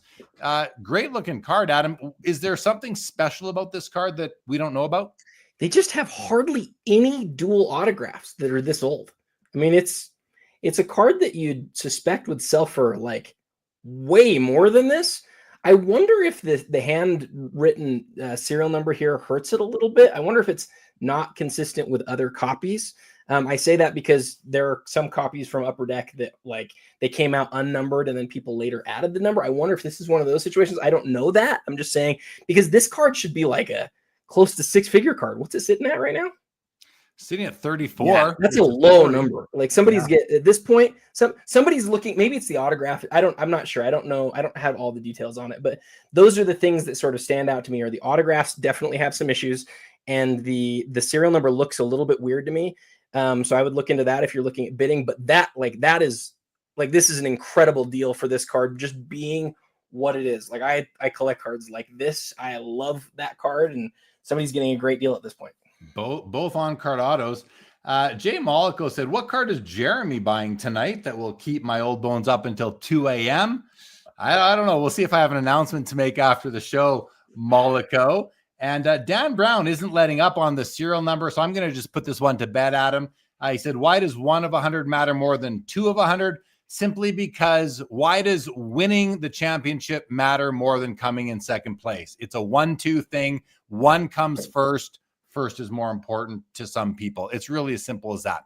2007 exquisite number pieces, LeBron James patch auto jersey number 23 of 23, Adam. Another serial number special right here. This is the 23 of 23. On the number pieces, great patches, 3 color on the left, 2 color on the right. Autograph, I was going to say beautiful autograph. It is streaky on the loop there, but still a great auto. Slabbed as authentic. It does have, you can see some corner wear, some edge wear across the top, but to me, these cards are about the mem and the auto, and this card definitely brings it at $30,000 right now. Anything you'd like to add really quick, Adam, as we need to make our way, we got to keep on moving. 23 of 23 is a huge deal here. Again, it's in their card. I'm surprised it's as low as it is.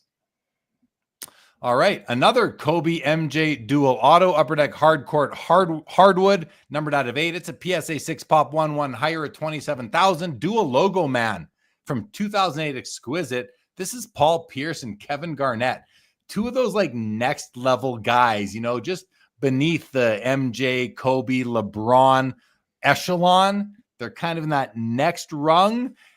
That's pretty cool because you're not getting those other guys I just said. This is the kind of next best, if you will. There are other guys in that echelon as well. $50,000, and it's beautiful. You've got look at this. You got the full autos. You got nice headshots, full NBA logo, man. 10 on the autos, 8.5 on the card at $50,000, and then you've got a card that, if I'm buying a card tonight and I'm making an announcement after this is all over, this might be the one I would announce. The 1998 Skybox Premium Rubies, Jerry Rice, out of 50, PSA 7. I love rubies. I've said it a million times. And it's at 11.5, relatively affordable compared to a lot of the other cards in the auction tonight. Adam, over to you on these 3. 03 UD Hardcourt was one of the earliest the releases of the season, and that's why Jordan's still in a Wizards uniform here, even though it's a 2003 card. Almost all 2003 cards have Jordan in a Bulls uniform because he retired at this point. But the fact that that's out of 8 really matters. It's one of my cards of the night where I'm just sort of like, what's this going to do? It's a huge pendulum card. It could go huge or it could stay where it's at. I'm not sure. The exquisite, though, I've got to comment on this card. I've seen, because of the work that I got to do for PWCC back in the day, I've been able to see a lot of these cards in person, like the dual logo men cards out of Exquisite. And the thing that I will tell you about this, and just you can't underrate this, there's different years of the dual logo men autos. And there are cards where the dual logo men are windowed with regular foil. And then there's the ones like this one that are done with the holo foil. And I'm just going to tell you, this card is so nice in person. Like you said, it was beautiful. In person, this thing is incredible. It's the year after the Celtics had just won the championship with these 2 guys as their best players. I'm just going to go out on a limb here and say, like, this is the card, the best card of this Celtics run that's at auction tonight. And so if you're a fan of that team, I don't know that there's a better card to sort of represent that. And that's obviously represented by the fact that it's over $60,000 right now. Yeah. Good to see. Beautiful card. Thanks for all the additional commentary on it. Really helps put it into perspective. Okay, we had the Jerry Rice rubies from 1998 Skybox Premium. Well, we also have the Barry Sanders out of 50. This one's at $14,500. It's a PSA 6. And the next year in baseball, they put out rubies that are basically the same design. This is the Derek Jeter. It's a PSA 8. It's at $7,750, pop 11, 3 graded higher.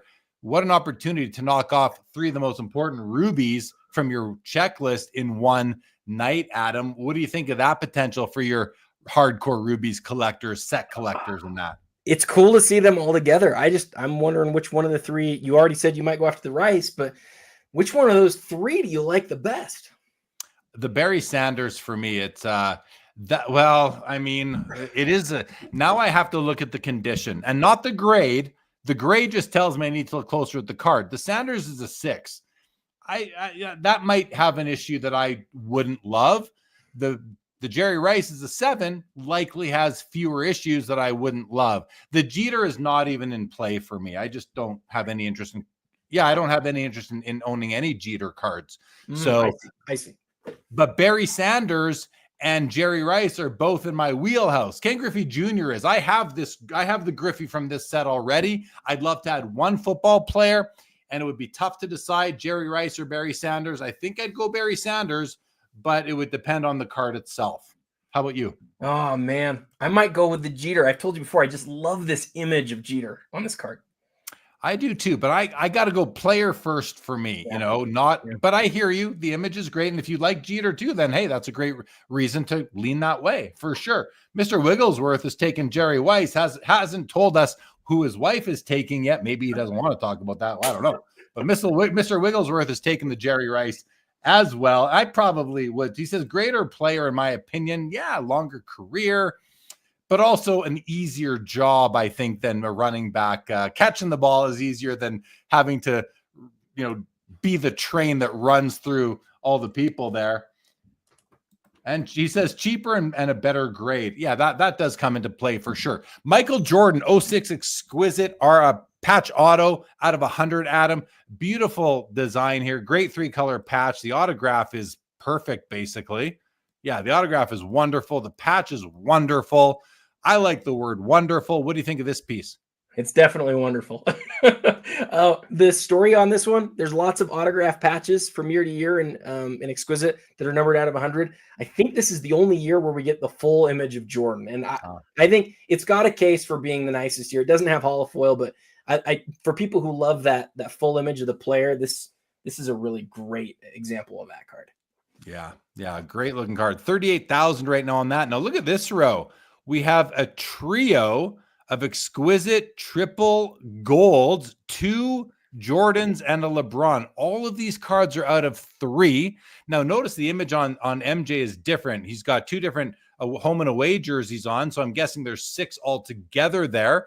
But we have they're all BGS 9s. The LeBron is a PSA 8. Nothing on the next row. We don't have to look ahead there. But look at these 3 cards. No autos. These are simply game used mem cards here, Adam. $5,500 for each of the Jordans, $4,700 for the LeBron. They are exquisite. They are patches. I think they're awesome. I wouldn't mind some more variation in the Jordan patches. The LeBron patches are awesome. What do you think about these 3 cards? So the thing that I'll tell you about these that's really interesting is about 4 years ago, a guy who had bought all of the rarest, best stuff from Exquisite, and I mean like almost all of it, he finally sold all of his stuff. I think he was in Puerto Rico. If Grant's still on, he'll remember exactly where he's from. I think it's Puerto Rico. I would be willing to bet you, Jeremy, that all 3 of these came from the same collection. We never saw these for 2 decades. Like these cards, they'd go up on eBay, they'd get sold, and then we'd never see them again. And I would guess that these are all from that same collection. And I would just also add 04. We talked about it earlier in the show. 04 Exquisite is bar none the nicest aesthetically. It's just gorgeous. There's so much holofoil on the window, the players, and the patches on these cards, and they're numbered out of 3. I love all of them. And I think honestly, at this point, these prices are like crazy low for these 3 cards. Yeah. Grant does confirm Puerto Rico is where these cards resided for quite some time. All right. We have the Ken Griffey Jr. Ultra Platinum Medallion Masterpiece, 1 of 1, similar to the McGrady we had on the previous page. So now you can get the Griffey. This is a big card here, Adam. This is a big card. The Ken Griffey Jr. 101 Masterpiece. We also have the Tom Brady Leaf Limited Edition rookie out of 50 in a PSA 9 Pop 11 3 higher. One of the rarest Tom Brady rookie cards right there. Now, you asked earlier, if I was picking between the McGrady Logo Man or the Platinum Medallion Masterpiece 101, Logo Man hands down. But this Griffey does intrigue me, and $10,000 seems pretty cheap for it right now for his 99, the only 101 masterpiece. What do you think? What do you think of this Griffey? Where would it rank for you? So I'm going to sound super hypey here, but I think people are sleeping on this card, and I'll tell you why. He just doesn't have. So in baseball, you get 1 of 1s that start in, I think it's 90. I think the official year on that's 98. You only have a couple of years, maybe 3 years, where Griffey has Mariner 1 of 1s. And I think that matters. Like, if you're a big Griffey fan and you want to own like some of his best stuff from his playing days, don't you think of him as a Mariner? And if you think of him as a Mariner and you want his best rare stuff, wouldn't you want a one of one? And if there's only a few of them in existence, wouldn't you be interested? For me, it's 97, 98, 99. I think maybe one more year, and that's it. And you get the great color on this one. It's a season crowns is like a subset. Honestly, you'd rather have the regular card, but I think people throw the baby out with the bathwater a little bit on that. And they say, well, it's not the main one. Yeah, but how many one of ones does he have from that set? I think it's just 2 or 3. Well, look at this. Kinger says it's my favorite card in the auction, and it's up there for me too. I do, maybe not favorite. It's up there for me. I really do like it. It just got bid from 10,000 to 12,500 since we went to another view there. So it's getting some action right now. Good luck to the people bidding on that one. Kamikaze, pump up the jam, Kamikaze. Welcome to the show.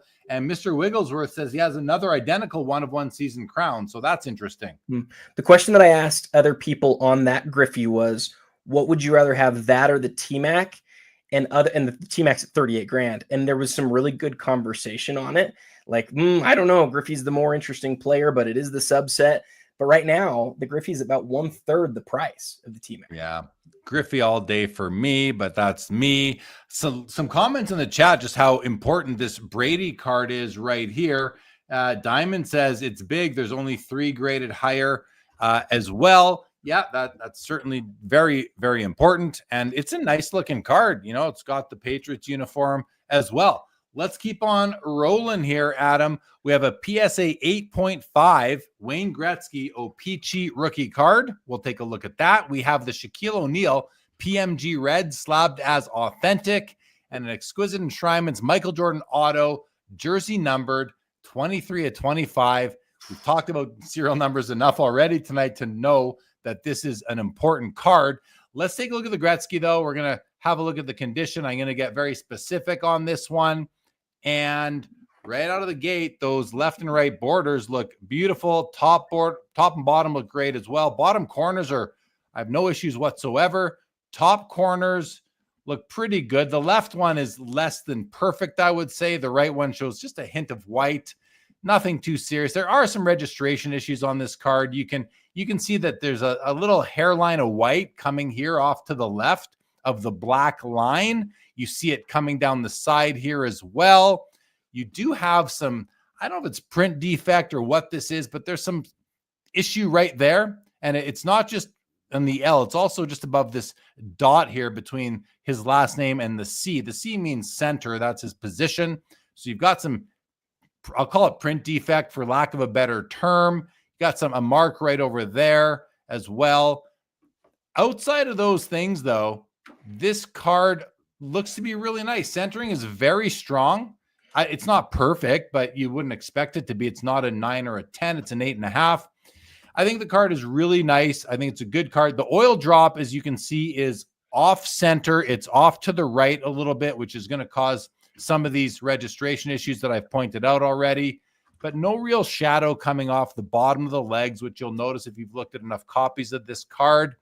I think it's a nice copy. It's not my favorite 8.5 that I've ever seen. Does it have eye appeal? No eye appeal awards. That's good. I would have put up a bit of a fight if I saw that. A fair copy, a fair enough copy right there, Adam. Any thoughts on the Gretzky before we look at the Shaq? No, as always, you're the man. You're the expert on that card.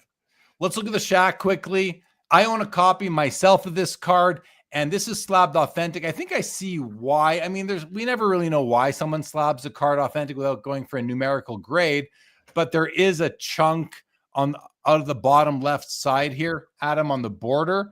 A chip of the surface is just not there. It's probably a lot well, if we zoom out, it's there, but it's maybe not as big as it looks when you zoom in that big like I am. The bottom edge is pretty rough, but otherwise this card looks to be actually quite amazing. The other 3 edges, the top 2 corners look wonderful. Great looking card overall, in my opinion. 14,000 on that one right now, Adam, and I'll let you speak to that and the Jordan auto as well. Seen a million PMGs through the years. I always feel better when, especially in basketball, the cards beat the heck And so honestly, an authentic holder doesn't bother me. Some people, it does. That big chip on the bottom left, I just don't care. I actually think it's a good thing because it just tells me that somebody didn't try to recolor it or somebody didn't trim it. Honestly, that's how I feel about it. Yeah. Then the exquisite endorsements, that's like the exquisite auto only set. People don't realize this, but the first year of Exquisite, Jeremy, there's no auto only set. They're just patch autos in the first year of Exquisite. There's no endorsement set. They started that in 04. So this is the third year of the, sorry, I'm saying endorsements, the enshrinements, I should be saying. I get confused on that sometimes. But the fact that it's jersey numbered, we've talked about that throughout the show. This is a really huge Jordan card. And again, if you want like a really unique piece, it's from the brand, it's got his autograph. It feels really low to me. It does. Well, back to the Shaq for a moment. Deep Value says it's a cheap way to get a nice Shaq. I couldn't agree more, actually. He says probably a 4 seems reasonable to me. Again, these cards are such grails that you just want to get the card in a lot of cases. And he says probably a 4. Again, like you said, and I think I even said earlier, all that's going to do is save you money, and you're still getting an amazing piece of cardboard history there. So. Yep. Spot on. Spot on. Thank you. All right. Next row, guys. Probably my favorite card in the auction is that Wayne Gretzky exquisite rookie auto patch tribute. Not a true rookie. It's a rookie tribute. I do own a copy of this card. I absolutely love it. And I'm not buying another one. One's enough for me. But if I was made of money, I'd probably snag this one up too. I love it. This one has a 2-color patch on card auto. These are numbered out of 25, and it's the first exquisite hockey tribute cards that are a tribute to the 03 exquisite design, the LeBron James RPA. Great card here, Adam. BGS 8.5. Do you have anything you want to jump in with there, or should we? No, I'm excited to talk about the Griffey though. Okay, the Griffey is a PSA. Oh, this is big. PSA 10 grade on the card, PSA 10 grade on the autograph. These are IP autos, in-person autos. They're not pack pulled, I don't think, unless they did a few of them at some point along the way, Upper Deck. So this is an in-person auto that the card and auto both graded as a 10. Double dimes, everybody. Double dimes on this one. $18,000 right now on this. What did you want to say about it? So the Ken Griffey Jr. 89 Upper Deck card, I think most people probably know this. It's the most graded card ever by a mile. PSA is graded over 114,000 non-autos. Only 4,200 of those, I shouldn't say only, 4,200 of those are PSA 10s. On the other hand, they've only graded 3,400 or almost 3,500 copies that are autographed. Of those 3,500, only 102 have been graded a 10. But this is the part that I think some hobbyists might miss. Yes, this one is a 10. It is one of the 102. But what we do not know is of those 110, how many of them have 10 autos, because PSA has really messed up in not allowing us to see or separate the autograph grades on the pop report by autograph grade, that you can't do it. And so I don't know if there's one of these. I don't know if there's 102 of these. It's certainly between those two numbers. But then the last thing, the cherry on the top, is that he has inscribed his jersey number on his autograph, which he does not often do, making this, I think, very arguably the best Ken Griffey Jr. 1989 Upper Deck card in the world. Out of the 3 million that they printed.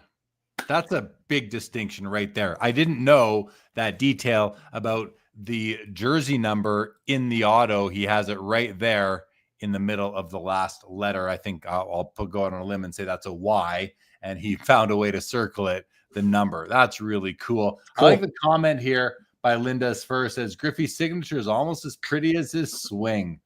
Yeah. Doug Brenner likes it too, calls it a grail, and hard to disagree with that. Joe Pro's giving it a big wow. No doubt about it, fellas. All right. And we have a gold Kaboom, Caleb Williams out of 10, BGS 9.5, pop 1, none higher at $20,500. All right. That's the end of page 3, you guys. This or that. Let's do a this or that. We'll hover right over here. Let's go to this or that. Ooh, the number 3 didn't come in. Let me go grab the number 3 really quick, guys. Here it comes. It's coming. Let's let it load. There we go. Here it is, guys. It's a horizontal this or that. I had to get crafty with the graphics here. Adam, would you rather have on the left the Michael Jordan game used jersey auto? Oh, you like this one, I think. You're struggling. Or the like Steph Curry NTRPA.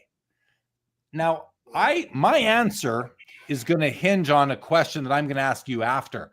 But first, chat, get your votes in. Which one are you preferring for your collection? Doug, okay, we already have, oh, first, Doug Brenner, thank you very much. Hope you're doing well too. Thanks for being here. Jacob Dahl is taking the Jordan. Mr. Wiggles' wife is taking the Steph Curry because it looks prettier. Fair. Found Treasures is taking MJ. Julia is taking the Curry. So is Not Funny. Tyson's Corner says it's close, but I'll take the Jordan. So does Robert Scott. So does Jay Mollico. Nate Flesher is taking MJ. So is Doug Brenner. So is Grant Slayton, even though, man, that's a tough one for him. Lantern is taking Curry. And John Townsend is taking MJ. Adam, who went first on last? I think you went first the first couple times. I'll go first on this one. My question comes down to, is the patch on the Steph Curry game used or is it non-game used? You're shaking. It is from a photo shoot. I'm going with the Jordan. And to me, it's actually really an easy answer. Like, it's not even close. I'm going with the Michael Jordan over the Steph Curry. Before you, let's do some more chat and then we'll come to you. Okay. All right. Linda's first is taking MJ. Kamikaze says Steph Curry RPA. Steph Curry RPA, he's saying. Joe Pro says, this is tough for me, but I'd probably go MJ. And yeah, and Joe Pro is a huge Warriors fan. He's a Curry guy, but he's going MJ. I like that, Joe. We're on the same page on that one. Kinger's taking the Jordan double photo. I do think that's cool too. So is TR. A&W is taking MJ, and it's not even close. Meanwhile, Phoebe 10 is taking the Curry. All right, Adam, where are you going on this? So here's why it's close. Steph does not have very many important cards. So this Steph Curry card to him is just miles more important than this MJ card is to him. It is Jordan's first Bulls autograph, which is really important. It really matters. There's 6 different versions. They're all numbered to 23, but this one is a PSA 10, and the autograph on it is glorious. And that's why I'm taking the Jordan. I am, but I really struggle because in terms of their canon, that's the word we like to use, this Curry just matters so much more to him than the Jordan does. But yes, I'm going with the MJ as well. 2 comments. Number one, I've never heard the word canon before, so you'll have to fill me in later. But it kind of makes, I can understand it. And number 2, I wasn't even looking at the grades on these when I made my decision, and knowing them doesn't change anything for me whatsoever. It's the game used nature of the Jordan memorabilia that puts it over the top for me. 23 copies versus 99 comes into play with me. And I love that you added it's the first Jordan Bulls auto. To me, that's a really big deal. Stephen Ho is taking the MJ as well. Deep Value says prefer a PSA 8 of MJ with perfect auto and save some money. Fair enough. I would too. For sure. Right there. Hey, I gotta tell you one more thing about this card that I've always thought is so cool. The Jordan. So the very first year we all know is the All-Star year. Right. And they made one jersey auto. It's numbered to 23. And then they made some number of regular jersey cards. We estimate it's probably around 250, maybe 300 copies. But the next year they made 6 autographs numbered to 23. This is one of the 6 different ones to 23. Right. And there are a few people who are trying to put together all 6. And that is one really tough project. But here's the thing. They made the jerseys a little bit smaller. And then they made the jersey pieces a little bit smaller. And then they made the regular, they only made one other jersey card. They didn't make a whole bunch of just jersey cards. They made just one jersey card. So there's 6 jersey autos and there's one jersey card. I suspect, and I've always thought this, I could be wrong, but I suspect that they used all of the All-Star jerseys on that 97 card, and they used all of the 90 of the Bulls jersey on this 98 card. I think these cards represent a single jersey that they split over those. I think that's so cool. I do. All right, let's keep on rolling, guys. 1999 Upper Deck game jersey auto. Ken Griffey Jr. looks a lot similar to the Jordan that we were just talking about for a while there. What a great pairing that would be. The two goats of their sport in the 90s. I mean, it kind of, what an amazing pairing, Adam, if you could grab both of those. Love the Griffey. Also love the Molten Metal Fusion Titanium Griffey here, numbered out of 50. It's a PSA 8, $10,500. I own the Cal Ripken Jr. from this set. I love the card, and I would love to pair it with the Griffey. I'm not going to tonight, but maybe one day. And then the 04 Exquisite Michael Jordan patch auto out of 100. Beautiful design. I used to own a copy of this card. Sold it way too early. But this is a wonderful, I love this row of cards here, Adam. And what do you think about, the potential that someone tonight could pair up both the Jordan and the Griffey? I'm assuming, maybe incorrectly, that this is his first autographed mem card for Griffey. I think that's correct, but I'm not 100% certain. I just like how similar it looks to the Jordan. But what do you think of this one? He does have the piece of the action that's numbered to 24. That's the year before. But besides that, I believe you're right. And I love your comment that it's the same style as the other Jordan. Like if you wanted to pair, I mean, like these cards were so historically significant to where we are today, right? Like I always say these cards had to walk before the cards of today. Like go look at a Flawless card, go look at the Holophone, go look at all that stuff. These cards back then from an aesthetic perspective maybe don't compare in a lot of ways to what we have now in terms of the mem autograph cards, but like Jeremy, it's so historically significant. And this, I didn't know you had the Ripken of this. What do I always say about these cards? What's the thing I always say? You've called me out on it before. That's why I said you said that I always say serial numbers cut straight out of the cardboard, and that's one of the things that makes these inserts really unique. And I always just like to point that out because whenever you have something that makes a card the only one like it in the world, I think you need to notice that, because here we are 27 years later and they still haven't been able to do this. They still haven't done this again. It's the only time that I'm aware of they ever did the serial number straight out of the cardboard. Yeah. I think it's an awesome card. I love that aspect of it as well. I just think it's such a neat detail that they went with. I think the gold on these is beautiful. The full body image and full color is nice on there. Of course, the laser die cut silhouette of the player is another just detail that you don't see very often. So I think it's a great card. Yeah, I've had the Cal Ripken Jr. for several years now. Absolutely love it. What a great row of cards there. And you didn't sell it. You didn't sell it to be able to pay for the most expensive card you've ever purchased. It tells me something about how you feel about that set, because I know you had to sell a lot of your cards to get there. Yeah, I salvaged the Ripken. I love it. I wasn't letting it go. Yep. All right, let's keep on rolling, guys. We have a 2020 Immaculate Logo Man Duel. Evan Mobley, Cade Cunningham, auto, 1 of 1. Pretty sweet card here, Adam. Are these game used Logo Men? They're not. Oh, they're not. I thought they were. I don't think. I could be mistaken, but I don't believe so. Well, let's just have a look at the back. Let's take a look at the back. We'll open up the image and zoom on in and see enclosed, not associated with any specific player, game, or event. So Panini really doesn't know where they're from, but still an important card. It is the Logo Man. I understand that. On card autos, which is pretty cool. And 2 great young players in the NBA today. Another dual auto of Jordan and LeBron. This is 05 Upper Deck Hard Court Hardwood. It's the dual. It's also autographed on relic versus just the card itself. So is that floor? Oh, it's hardwood. It is. It's hardcore. That's the floor. That is super cool in my opinion, Adam. Numbered 5 of 10, 9 on the card, 10 on the auto by Beckett Grading Services.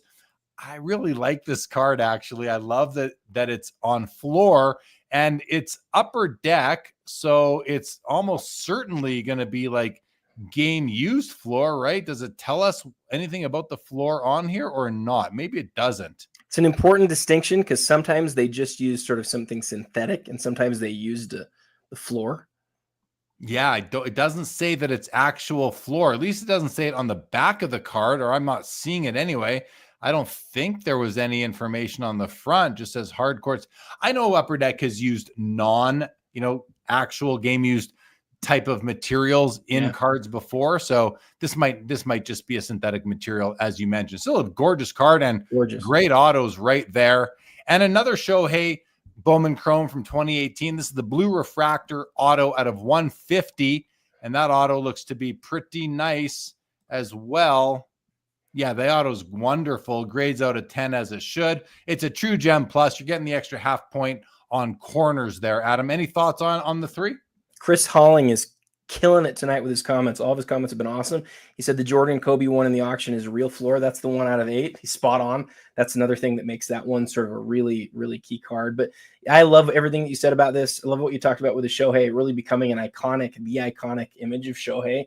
The only other thing that I point out, I think is sort of a cool geeky thing to notice, is on that Immaculate duel, you get 2 different forms of the Logo Man. And what's interesting about that is 2021 was the year of the 75th anniversary. I may be mistaken on this, but I believe that every jersey that they wore when they were playing, these 2 guys, because this is their rookie year, right?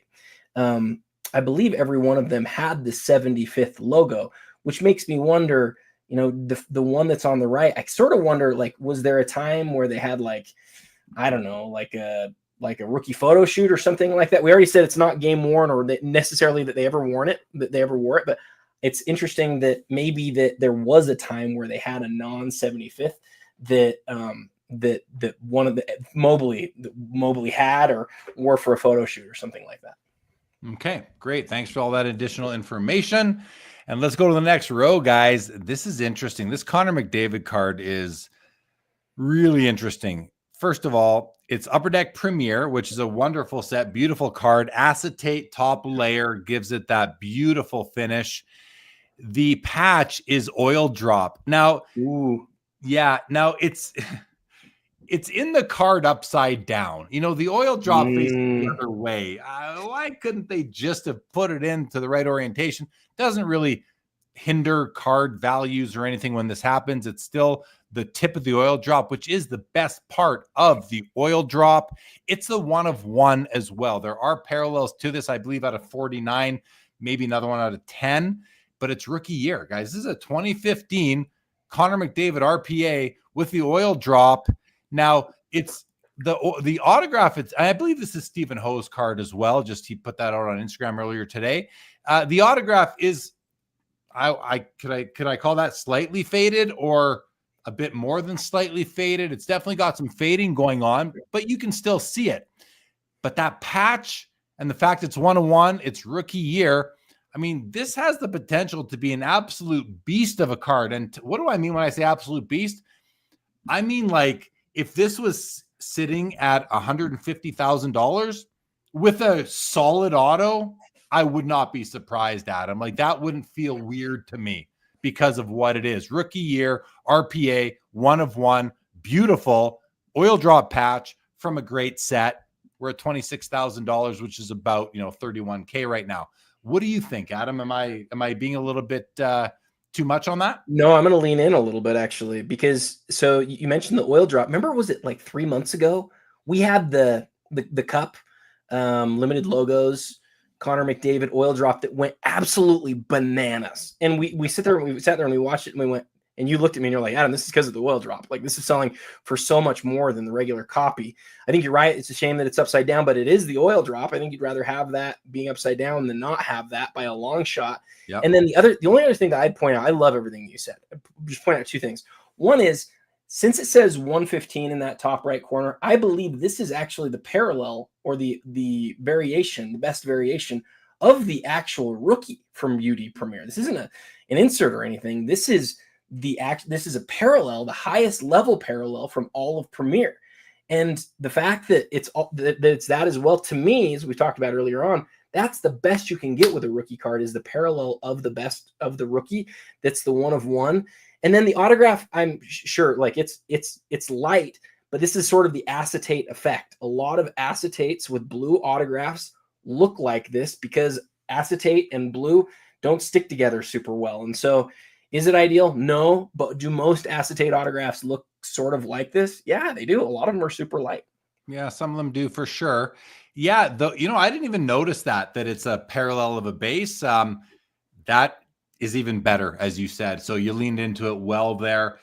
Damon Sizer Coze says, what are a few items that are way below what you think fair value should be? Well, we'll start with this one right here, Damon Kaiser Soze, with this Upper Deck Premier Connor McDavid. I think this card could sell for a lot more, but we'll call them more out as we see them if we remember. In the meantime, Adam, 2013 NT horizontal Giannis Antetokounmpo rookie card patch auto, numbered out of 10, BGS 9, 21,750, pop 3, 2 higher. I love the looks of this card. I like it way more than I like his regular NTRPA. What are the differences? So I'm gonna shock you here. This is like one of my favorite cards in the whole auction. I'm not shocked. I'm not shocked because you're not shocked? Wigglesworth told me that a few minutes ago. Okay, yeah. I mean, I do. I love this card. I talked about it on Across the Hobby. So there's a few things that people have to know here. Some people today, I think a lot of people today see horizontal and NT and they go, oh, that's bad. I don't want horizontal NT. I want the vertical NT. And the reason for that is that 2014, 2015, 2016, somewhere in there, NT switched where they were just making a few parallels or a few variations of the card. And then they did a bunch that were horizontal. Like they did 1 to 49 and they did 1 to 25. But back in 2013, when this was made, Jeremy, they made a 1 of 1, 1 of 5, a 1 of 10, a 1 of 25, and a 1 of 99. 5 versions, way less than exists today. The only ones that were horizontal were the 1 of 1, the Logo Man Auto, which is like $1 million card, and this one, the 10. And that is it. All the other ones are vertical. And so for me, at the time when this product came out, I wanted the horizontal, and so did most people who were collecting it back at that point, because it's the rare version. It's different. It's a differentiator. But now I think some of the newer collectors look at it and they go, oh, I don't like that as much because it's horizontal. I think those new collectors are crazy because it's a factor of rarity here. Like it's a function of rarity, I should say. And then to make it even more of a differentiator, remember all of the Giannis NTRPAs you've ever seen that are vertical. What do the patches on those look like? None of them look like this. No. For some reason, the best patches that they use for Giannis are on the out of 10 horizontal cards. And so to me, it's not close. This is way better than a vertical card, but I'm not so sure that the community views it that way anymore. And again, I think the community is crazy. That doesn't make any sense. I do too. I do. It's this orange and the gray, the silver that come in here that really differentiate it from his regular RPA. I'm all over this one over the regular myself. So SPX winning materials, Michael Jordan, numbered out of 100, BGS 95 with a 10 auto, pop 8, none higher. Nice that you're getting 2 different colors of jersey pieces there. Is that $16,000 right now? We have a 52 tops Willie Mays in an SGC 6 with eye appeal, Fanatics eye appeal, top 30%. Yeah, I mean, this thing's a blazer. Look at that. For a 6, this is gorgeous. Absolutely. I don't see anything wrong with it. Like, yeah, it's a little bit off center. What a nice looking copy. And I'm not even going to zoom in on this one, Adam, because this one speaks for itself at this angle. Just great color, great registration, centering edges, corners, all look really nice to me. Wow. Beautiful card. We have Luca's Fast Break Neon Green Prism Rookie out of 5. It's a PSA 10, pop 3, 22,500. Adam, for a Luca Prism Rookie Parallel out of 5, 22,500 seems low to me. Why is it so cheap? This is such a fun one. I just immediately start laughing when I think of Fast Break Neon Green. It's like, how many people out there do you think are looking for the Fast Break Neon Green? Until you realize, like, how many parallels are there that are this rare, right? At some point, a lot of the Prism cards become about how rare it is to the overall rainbow. And honestly, like, go look at the whole checklist. You can go pull this up on Panini's website. Like, go look at the whole thing. He doesn't have hardly any that are this rare. And I'm sort of with you. I mean, it's a lot of money. Like, it's getting close to 30 grand. But holy smokes, like, there are 5 of these cards. Yeah. If it was the gold, it would be well into the 6 figures. And there's twice as many golds. I just want to call out Mr. Wigglesworth's wife right now, who is No, she's with a 3-year-old baby right now, but she's listening. This girl, first of all, congratulations, Mr. Wigglesworth. You got yourself a keeper there. She is, first of all, and on the baby. Congrats on the baby.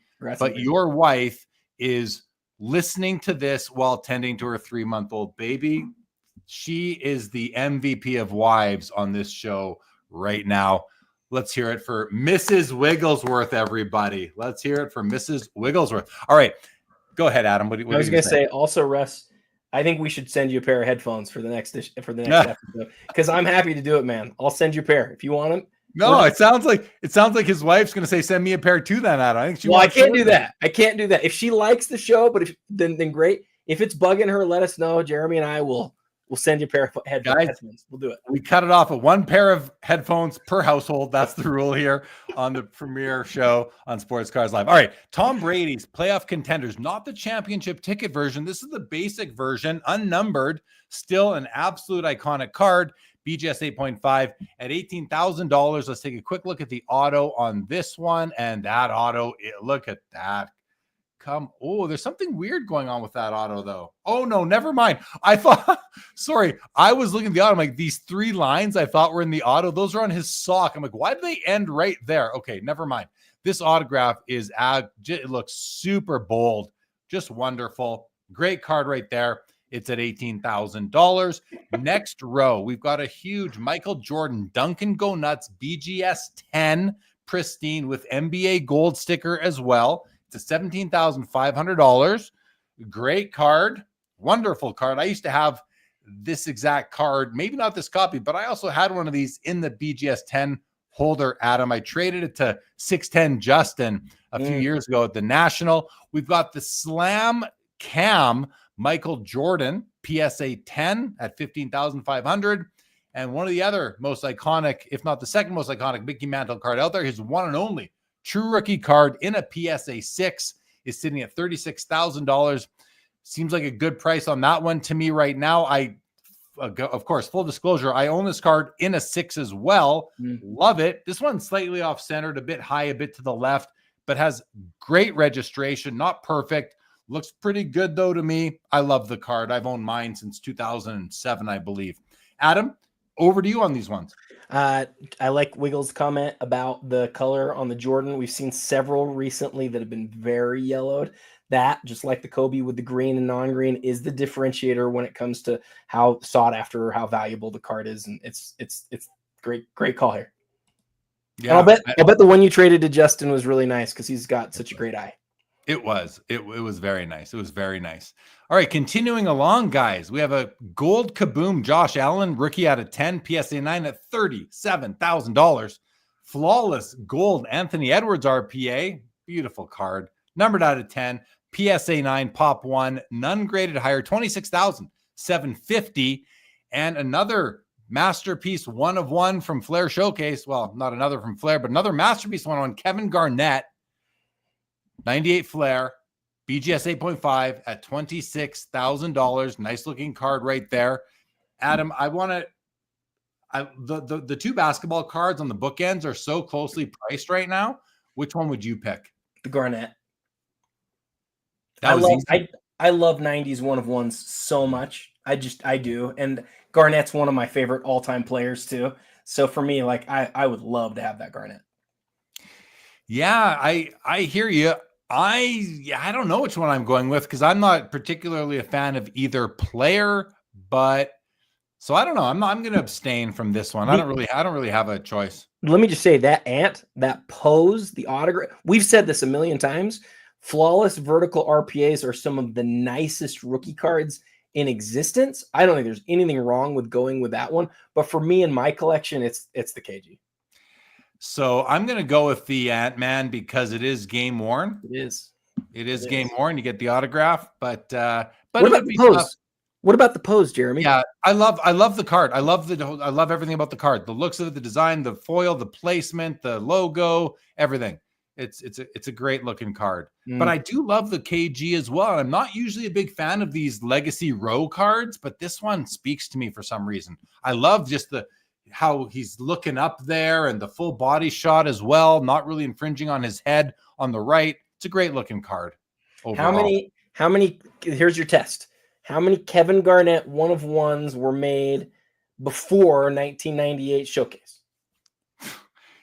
Usually when you test somebody on something, they've studied it before. Like, that's like asking me to read an X-ray or something. Like, dude, I'm an accountant and you know, come on. I know it was a stupid question. There's 4. Okay. There were 4 made the previous year. I mean, that's the selling point, is like today we have so many 1-of-1s out of a single product, right? But back when this card was made, there had been 4 1-of-1s ever in all prior seasons combined. Yeah, fair enough. Mr. Wigglesworth says, give me a flawless RPA over NT any day. I am so there with you on that. Mr. Wiggles, I feel the exact same way. Malco says KG all day. Come on. Ant has a lot to do. Right. I don't collect either of those. So yeah, I'd probably go Garnett now that you call me out, Malco. I'm probably coming your way, coming over to the Garnett side of the fence there. I think I would do that for sure. Brian R says the LeBron Credentials rookie card is grossly underrated. I feel the same way, and I own one, and I definitely feel the same way. I love it, but I love Credentials too. But Wiggles agrees. Tom Brady has the Credentials. I love that Brady Credentials. I call it the tail card. Looks like he's got a tail on that card. Have a look. You'll see what I mean. Okay, let's keep on going, though. So you're going to grab the KG 1-of-1 masterpiece. You may as well grab the Tracy McGrady as well from the same set. It's at 18,250 in the BGS 8.5. We have a Ginobili logo man from SP Game Used. It's a BGS 8.5 at 18,250. And we have the row 2 Tim Duncan 1-of-1 masterpiece at 26,000. So lots of these 1-of-1 masterpieces. Adam, any idea why we're seeing these this month? Do you happen to know? Is somebody getting out of them? What's going on? Well, I did notice that Acquire had most of them listed. I just suspect you've got one collector. It's all of them but the Griffey that are from the 90s are all from Acquire. And I'd be willing to bet you, I don't know this, but I'd be willing to bet they're from the same collector. And I don't know who it is. I do want to point out, though, that Ginobili right there, I cannot think of an earlier Ginobili or really any Ginobilis from this era that sort of are in this range. Like we never see Ginobilis like this come to auction. We just don't. And the reason is he was a 2nd round pick in I don't know what year. I think it was 2000, 2001. He was a 2nd round pick. He doesn't have a lot of stuff. And then he came over later. He doesn't have a lot of key stuff. So seeing a 1-of-1 Ginobili as early as this with the logo man, not shocked to see it go so high, but I wonder if anybody can check what the highest Ginobili sell is of all time. I guess this one's probably there. I can almost guarantee you it's going to be this one, Adam, because in 4 years of doing the show, I don't think we've ever seen a Ginobili card. I don't think so either. It's got to be that one right there. All right, guys. Ultra Masterpieces, Tim Duncan, 1-of-1, PSA 8. And if this is coming from that Acquire collection, Brock and or Jesse, please let us know. Feel free to put a comment in the chat. Let us know the story behind these cards. If you can share it, that would be fun to know. So we got the Duncan 1-of-1 masterpieces here from 99. We got an 04 SP Game Used Significant Numbers Jordan out of 23. That's a nice looking card. That auto looks really nice. It's a nice one color piece of jersey, if I can call it nice. And we've got the LeBron James Black Refractor out of 500 BGS 9. That's got to be tough from a condition perspective with the black borders. But Adam, I'm just going to take a quick zoom in on this. Edges come in at a 9.5. That's great. Now, this isn't your typical paper card, so the edges are going to hold up a bit better. The back doesn't have, look at that, 77 of 500, a beautiful stamp right there, 14 grand. I love the card. Absolutely. If I was picking between these three, I think I'm going with the LeBron, Adam, even over the Jordan auto, which might seem a little crazy, but I think that's the way I'm going. Where are you at? I don't want to even rank these. I love all three of them. And I might go. I don't know. I'm really torn on all three of them. I keep looking back and forth. Maybe either the Jordan or the Duncan. I like the LeBron too. Probably the Jordan. That autograph looks really nice. Yeah, the auto does look very nice. Okay, let's go to page 5. We'll hover at the top here of those three cards, and we're going to do our next this or that, guys. This is going to be this or that, number 4 on the night, Adam. Hey, Jeremy, before even and after we do that, can we hit the top of the auction real quick? We haven't reset it all yet. Yeah, let's do that. We are sorted by lot number. So, but we'll definitely come back and take a look. So here we go, guys. It's hockey and hockey. Look at this. Oiler versus Oiler, GOAT versus GOAT. These are both big cards, guys. On the left, we have the Wayne Gretzky exquisite RPA tribute, 2-color patch on card auto. To me, it's, well, never mind. And on the right, we've got the 1/1 McDavid that we just finished talking about recently. You can pick one of these cards for your collection. Money doesn't matter. Which card are you going with, guys? Gretzky or McDavid? Put your answers in the chat, and let's hear what Adam has to say, as he really has an internal struggle going on between, it looks like, between these two cards. Or am I misreading your face? I hate that you asked me this. I just think this is I don't know, man. Like, okay, I'm gonna take a weird angle here. I'm gonna take the Gretzky because I don't collect hockey, and if there's one player that I'd want, it wouldn't be somebody who's still out there doing things, making his name for himself. It would be the greatest player of all time. And being that this is his first under the original design of the RPA, the flashback RPA, if you will, like, it's a really key, important card. What's it numbered to? Is it 25? Yeah. That's still limited. The autograph looks spot on. I love the patch. I love the design. I love everything about it. I'm taking the Gretzky, but if you tell me one of these cards is $300,000 in a couple of years, it's the McDavid. Oh, I don't know about that. I think so, because it's such a critically important card in that it's the 1/1 parallel. Maybe you say, well, Adam, Premier is the lesser brand. It just can never get there. That's not what I'm thinking. I'm thinking Wayne Gretzky has all the records and except goals and 4 Stanley Cups, and McDavid doesn't have any of that. He's a great player, but he doesn't have the resume. So he's the most skilled player in the game right now, but he's not. He just doesn't have what you need to really. It's 4 Stanley Cups versus 0. That's why I would go with the Gretzky. But the reason that I say that I think the McDavid has the higher ceiling, and I feel that has to do with the card, has to do with 25 versus 1, has to do with the fact that it's the parallel of the rookie year.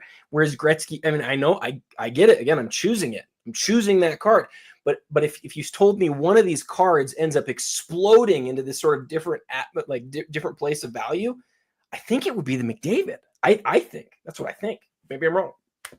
Okay, no, hey, fair enough. So let's see what the chat says. We're going to start with Stadium Sports Cards. He's taking McDavid. Cast 99, who's a very smart collector, I've seen what this guy buys, is taking the Gretzky. So is Lantern. So is Linda's First. Stephen Ho's taking the McDavid, which this is his card selling tonight. He is selling this card tonight, so he would take that one. Nate is taking the Gretzky. Mrs. Wigglesworth is taking the Gretzky because the other is really ugly and the auto is faded. I think she doesn't. Yeah, Connor McDavid is not the most handsome man out there. David is taking the Gretzky, as is Mollico, as is Robert Scott and Ziggy No. Mollico says faded autos drive me insane. They do me too. Mr. Wigglesworth is taking the Gretzky. Random Esports, they're not free. You have to spend the money. Brian R, Gretzky over McDavid only because of the blurred auto, so doesn't like the faded auto. Same with CS, doesn't like the auto. Kinger has taken the exquisite. Yeah. Stadium says he still has a decade of playing yet. Doesn't mean he's going to win a cup, but if he does, if he can win 4 in 10 years, that'll be special for sure. Let's see. Sandlot says there's a right answer, and it's Gretzky. Yep, could not agree more. Mollico says wife needs to be the deciding vote here. What else we got? Joe Perot says, go left, young man. Go left. Yeah, Laura is taking the Gretzky. So is Jay-Z. Yeah, for me, this is easy for me. It's the Gretzky all day long. Nothing against the McDavid card. It's a great card. But in my mind, this is one of Wayne Gretzky's best cards ever produced, if not the best. I know he's got some because Oiler patches are very rare. There's lots of Gretzky auto patches. There's very few that have Oiler game used jersey patches, not practice use, not equipment bag, not LA Kings or Rangers or All-Star, but Oilers. And when you have orange, that generally means you've got either like a letter, a number, or oil patch. Very tough to find. To me, it's a very special card. And so to me, it's the Gretzky, hands down. Jay-Z says, hands down, that Gretzky is top 2. I think he's saying card of all time of Gretzky. Wow. I mean, so you guys are teaching me a lot that I don't know here. I appreciate that. I appreciate that background.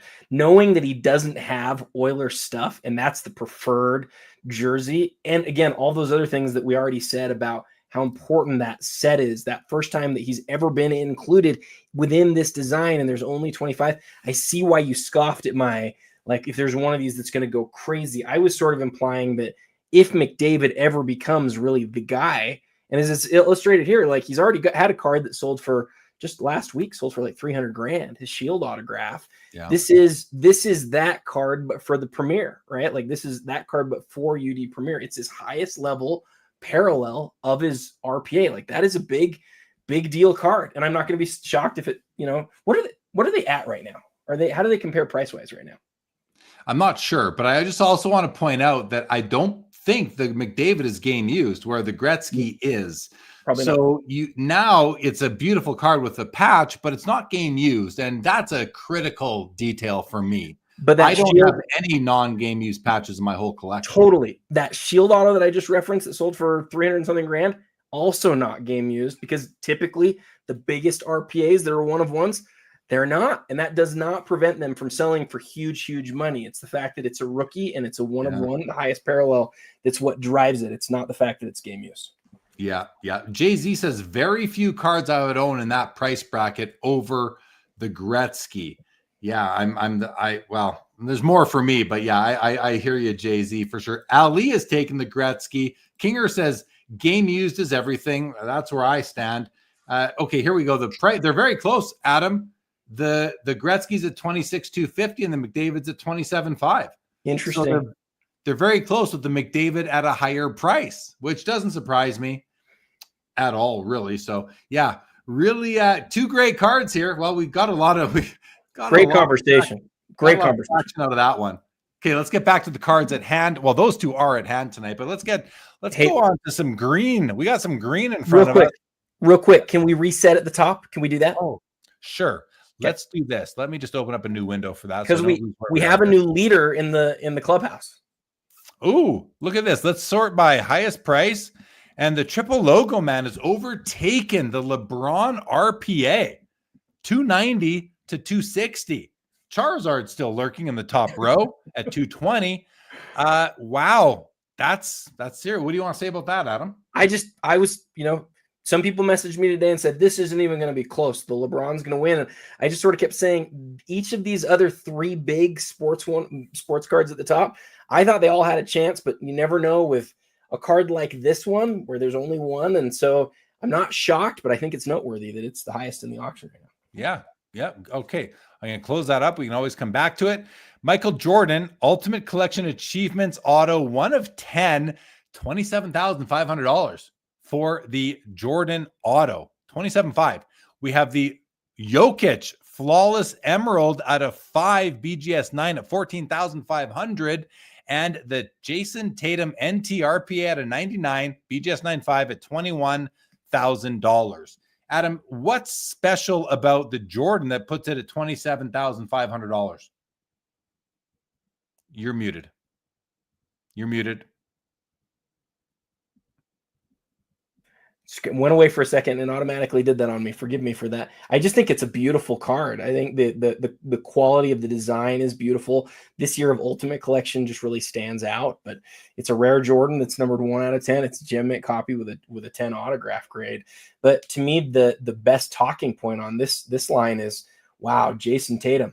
He's got a championship. He's he's one of the youngest guys to ever lead a team to a championship like that, but he's out all of next season. It makes you ask the question, is he a buy right now? Is it the best time ever to buy Jason Tatum right now? Or is it the best time to sell because he's not going to be in the limelight for the next 12 months? And I don't know. What do you think? Yeah, I don't know. I don't know. I just know that we had a comment that came in here by Mr. Wiggles, where to go right here, that Tatum is so risky. Will he ever get a second title? Well, at least he has one. That's definitely something there. Want to say hello to Yair. Welcome to the show, Yair. And we're going to go to who then goes on to say the exquisite Gretzky flashback is my second favorite Gretzky card behind the O-Pee-Chee rookie card. See, I don't even have the O-Pee-Chee rookie card or the tops in my top two. I have the exquisite, and then I have the PMG green in the, those are in the 1-2 spots for me. There's other Gretzky's I like as well, though.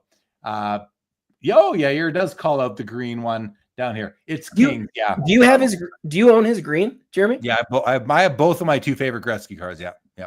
Wow. Oh, I got that card early.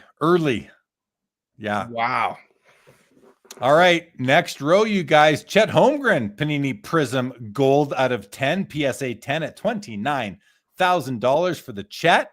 On the other side, we got the Fast Break Optic, Shea Gilgeous-Alexander. It's a 1 of 1. It's got the auto. It's a PSA 9 for $7,250.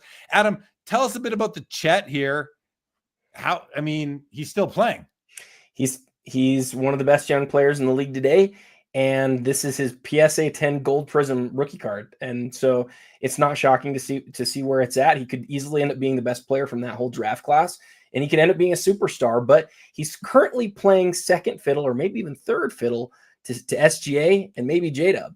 And so the question that I have to ask on this card is, how long do the Thunder keep that young group together? Or is this similar to a Thunder situation from 10, 15 years ago now, where you had Harden, Westbrook, and KD all together? Are they going to go their separate directions? And does Chet end up being, the franchise guy somewhere else? If so, this could be like he could easily end up being, Jeremy, one of the best players in the NBA. He easily could. He's awesome, and that's one of his best cards.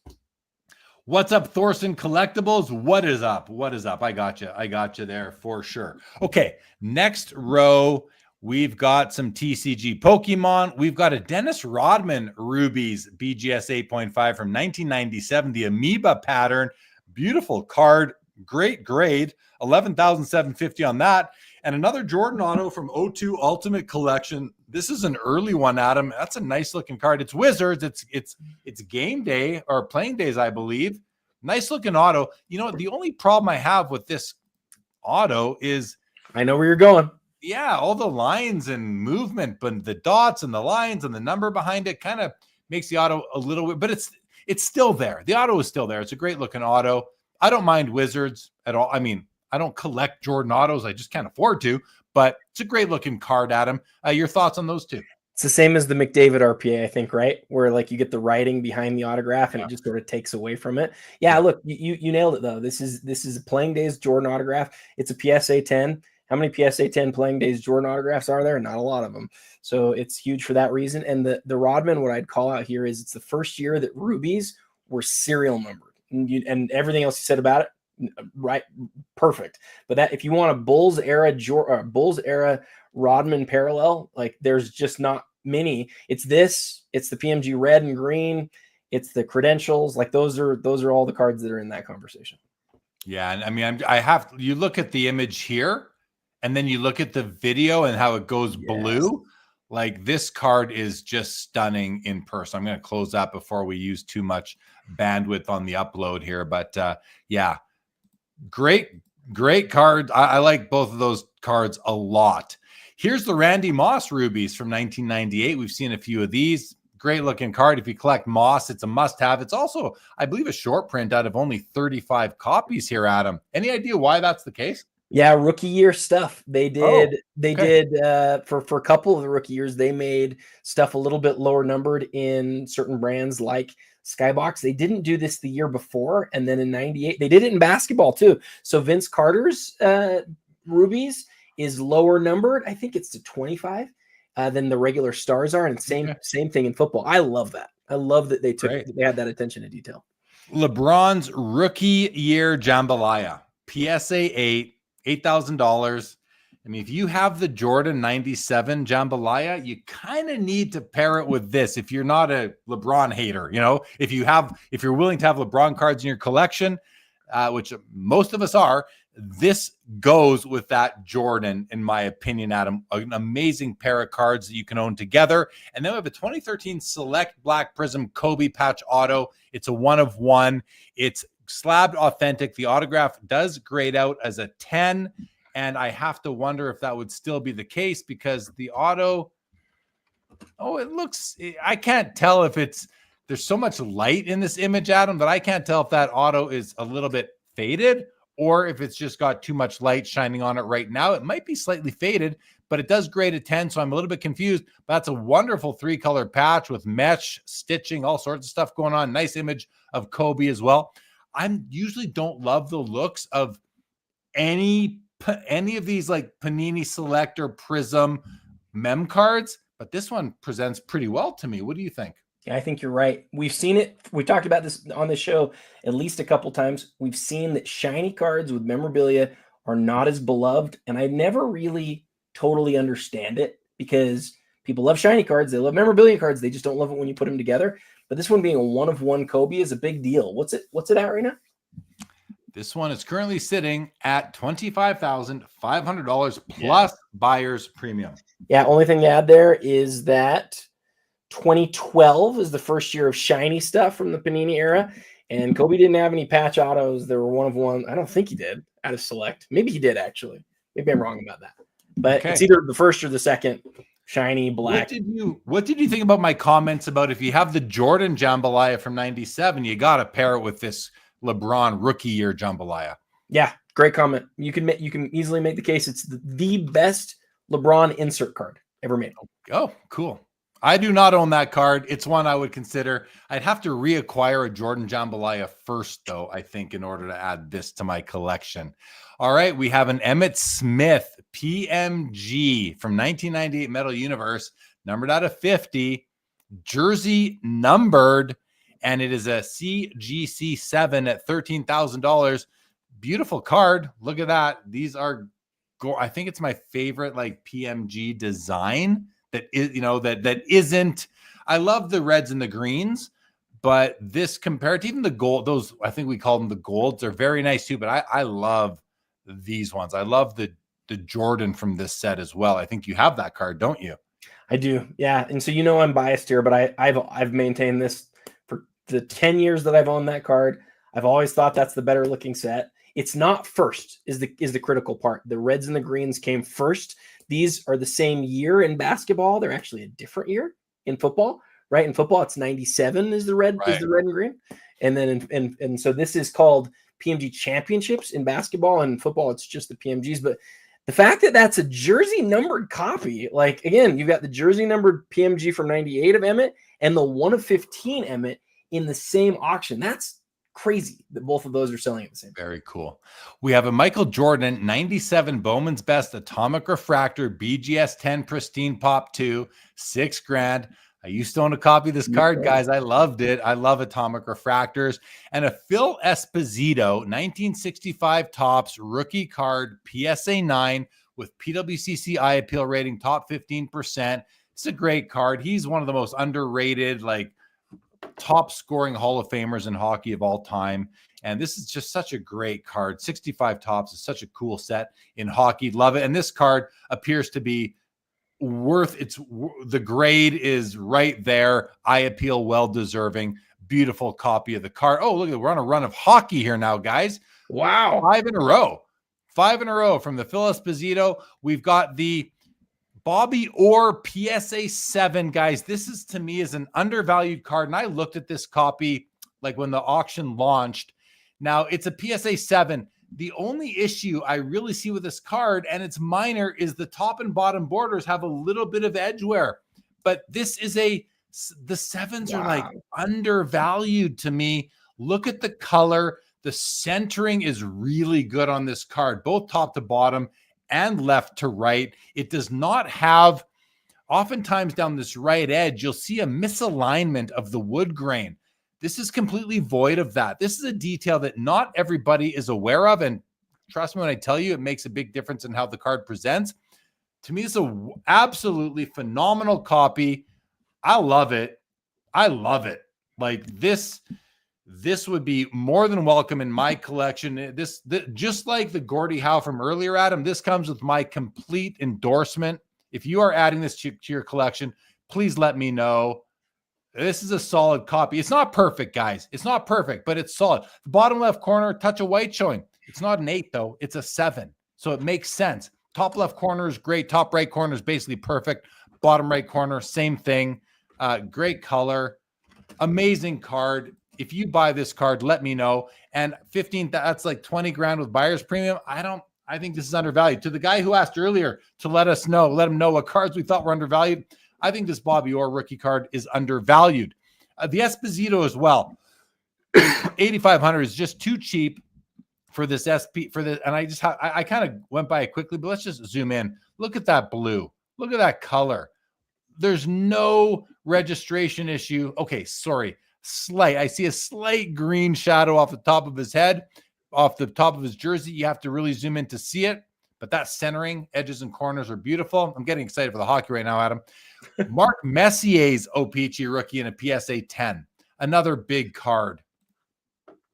This has the rough O-Pee-Chee cut down the right-hand side. So if you like that, this card is going to be right up your alley. It's got the rough cut on all 4 edges, but it's mostly visible on the right. Centering-wise, this card is very well centered. It's just slightly less than perfect. And I say that because I look at the angle between the tip of the card, the corner, and the tip of the green frame. I know I've done this before with you guys, but for anyone who's new, my eyes are pretty good at assessing the similarity, the angle from the corner of the cardboard to the corner of the black square around the green on this side versus this side. I think those are the same angle. Like this one might be the right might be a little bit less steep. That's one of the ways I look at the center. You can't do it at the bottom because of the curved nature of the bottom right corner. Yeah. But if you are somebody who loves a rough O-Pee-Chee cut, this is a perfect Mark Messier PSA 10 copy for you. And then we have the Ray Bourque from the same set. I just got to sit down and interview this man at the Sport Card Expo in Toronto last month. Great interview. It's actually up right now on the Sport Card Expo YouTube channel. If anyone would like to check that out, he was great. Now this one does not have the rough cut on the side. It has it a bit on the top, bit on the bottom, but look at the centering again. Look at those angles right here and right here. This one I think is a little bit steeper on the right than this one is on the left, but maybe so not. Small. Hey, maybe the same. Maybe the same. For those who don't know, can you explain why sometimes, in fact, most of the time, when we see a rough cut, it's along one edge? Why does that happen? I don't really know, except that the blades weren't switched out all 4 at the same time. I mean, that's the logical explanation, right? So yeah, like a blade cuts in different ways, and so it's just not shocking that like you'd get some that were really ready to go and some that were a little bit more blunt. I think you're right. I think that's the answer. That makes sense. 82.50 on this card here. The clock is ticking down right now, guys. 4 seconds. Are we going to get a bid here, Adam? Yes, there's a bid. We're definitely in that area though, where we could end anytime. So let's keep on moving here. I love the Bourque rookie, guys. Absolutely love it, and I own a copy of myself. I don't have a PSA 10, but I have a copy of the card myself. All right, and then the Topps Lemieux PSA 10. This is way too cheap, guys. Way too cheap for this card. This 8,750. I feel like it's too cheap. I don't know what they've been selling for, so I might be wrong when I say that, but it feels too cheap. I think the population of this card is, I think it's under 100. If anybody wants to check that, I'd be grateful.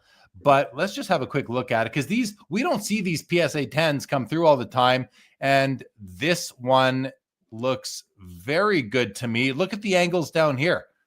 A little bit flatter on the right than the left, but still pretty good. Tough to tell if there's a centering issue.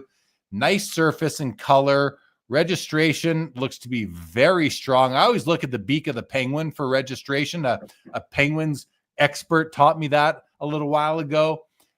Great copy. I do think that is too cheap. To the guy who asked earlier, it's too cheap, but a great card. We have 5 of the most important Hall of Fame hockey rookies going off tonight. If anyone is looking to allocate a chunk of dough and get like 5 of the best Hall of Fame hockey rookies off your list right now, tonight can be your chance. You've got 26 seconds to get a bid in to extend the auction right now, Adam. Any thoughts? I've been going off for a while on these hockey cards. I'd love to hear from you. I love hearing you talk about each of them and their condition. I would love to hear more about what makes them important or recognizable or those types of things. But it's just good to hear your perspective on them. And thank you to Jay-Z for looking up the population on the Lemieux. I was going to say it's under 100. It's 79. That's not very many for the player who many consider to be the second best hockey player of all time, behind only Wayne Gretzky. That's just too cheap for a pop 79 as well. I'm surprised this card isn't worth $15,000. So, and truth be told, I have a copy of it. It is secure in my collection. I don't care one way or the other what this one sells for tonight, but I'm going to be holding mine for another 20 years anyway. So hopefully it'll do better than $8,750 in the year 2045 when I finally get around to selling it. Okay. Another card I own is right in the middle here, the LeBron James Essential Credentials. This is a BGS 8.5. It's numbered out of 102. This is the future is a 1 of 1. This is out of 102, so it's much more accessible to a guy like me. I've had mine for a long time now. We also have the Shai Gilgeous-Alexander Impeccable Hollow Gold rookie patch auto, number 2 of 10. And on the far right is a Joe Burrow National Treasures RPA out of 25, the silver hollow at 8,875. Adam, your thoughts on these 3? I'm particularly curious what you have to say about the LeBron. Well, so let me start on the SGA. The Impeccable set or product is not as known to people, but I will tell you, if you ever get one of these hollows in hand, it's really nice. It's like a matte finish card with just that hint of hollow around see the lines that sort of border him. That's all hollow. The lines around the patch window, there's a little bit of hollow there, but his autograph here is spot on. It's a beautiful card. This card, you would say, okay, Adam, why would a card like this be selling for like a small fraction, of what the NT RPA would be? And I would say this is a great lesson on branding and the importance of the card historically. I would take the look of this card way over the look of an NT RPA, like way over it. I think it's way nicer looking. And the patch is the same type of material. And this is the jersey numbered copy. And again, if you take the same card and you say it's an NT and you say it's 2 out of 10 and it's graded a 9, it's a 6-figure card. So if you're looking to save money and you want something that still gives you all those things except for that same notoriety around the brand name, this is a perfect card. But LeBron, I know how much you love it. You know how much I love it. It's one of his best rookie parallels. That's especially not like an autographed card. The 1 of 1 of this card is certainly in the 7 figures today, and it moved a couple of years ago. And I actually thought about going after it at the time. It's one of my great regrets that I didn't go after it because it didn't go for that much at the time. But today it's certainly a $1 million card, and this is not this is not a bad deal for a second best EX LeBron card. Yeah, for sure. I think Jay-Z here says highest sales 21,000. I believe he's referring to the Topps Mario Lemieux rookie, which is sitting at seems to me a great deal at 8,750. Okay. We totally passed by the Steph here by accident. And maybe Joe said here, I almost bid on that other Curry. He must be talking about this one here. Almost, he didn't. National Treasures Timeline Steph Curry rookie patch auto. Oh, there is memorabilia in the die cut of the Warriors there. That's what that is. 5,750 right now on the Steph Curry. All right, that's the end of page 5. Let's go to page 6. We'll hover over here. Let's do another this or that, Adam. We're going to do this or that number 5. Are you ready? Let's do it. And while you're pulling it up, just a reminder to everybody, we've done this a lot. This is our 48th episode. We're now into the range where this auction could end at any minute. It really could. Acetate versus acetate. We've got the LeBron James rookie card out of 102 versus the Michael Jordan Duncan Go Nuts unnumbered, but it is a BGS 10. It's an amazing card. The Jordan's an amazing card. The LeBron is an 8.5. Which way are you going? You can only own one. And I'll go first on this one, Adam. I still own the LeBron. I used to own this Michael Jordan. I don't own it anymore. I think that gives you my answer. I was much more willing to move the Jordan than I was the LeBron. And it's mostly because of the rookie card status of the LeBron. But I look at that Jordan, I'm like, I love it. It's just so beautiful. So, but I'm going to stick with what I did. I'm going to stick with actual transactional behavior conducted by myself. And I'm going to give my vote to the LeBron. That's where I still stand. Let's hear from the chat. What about you, Adam?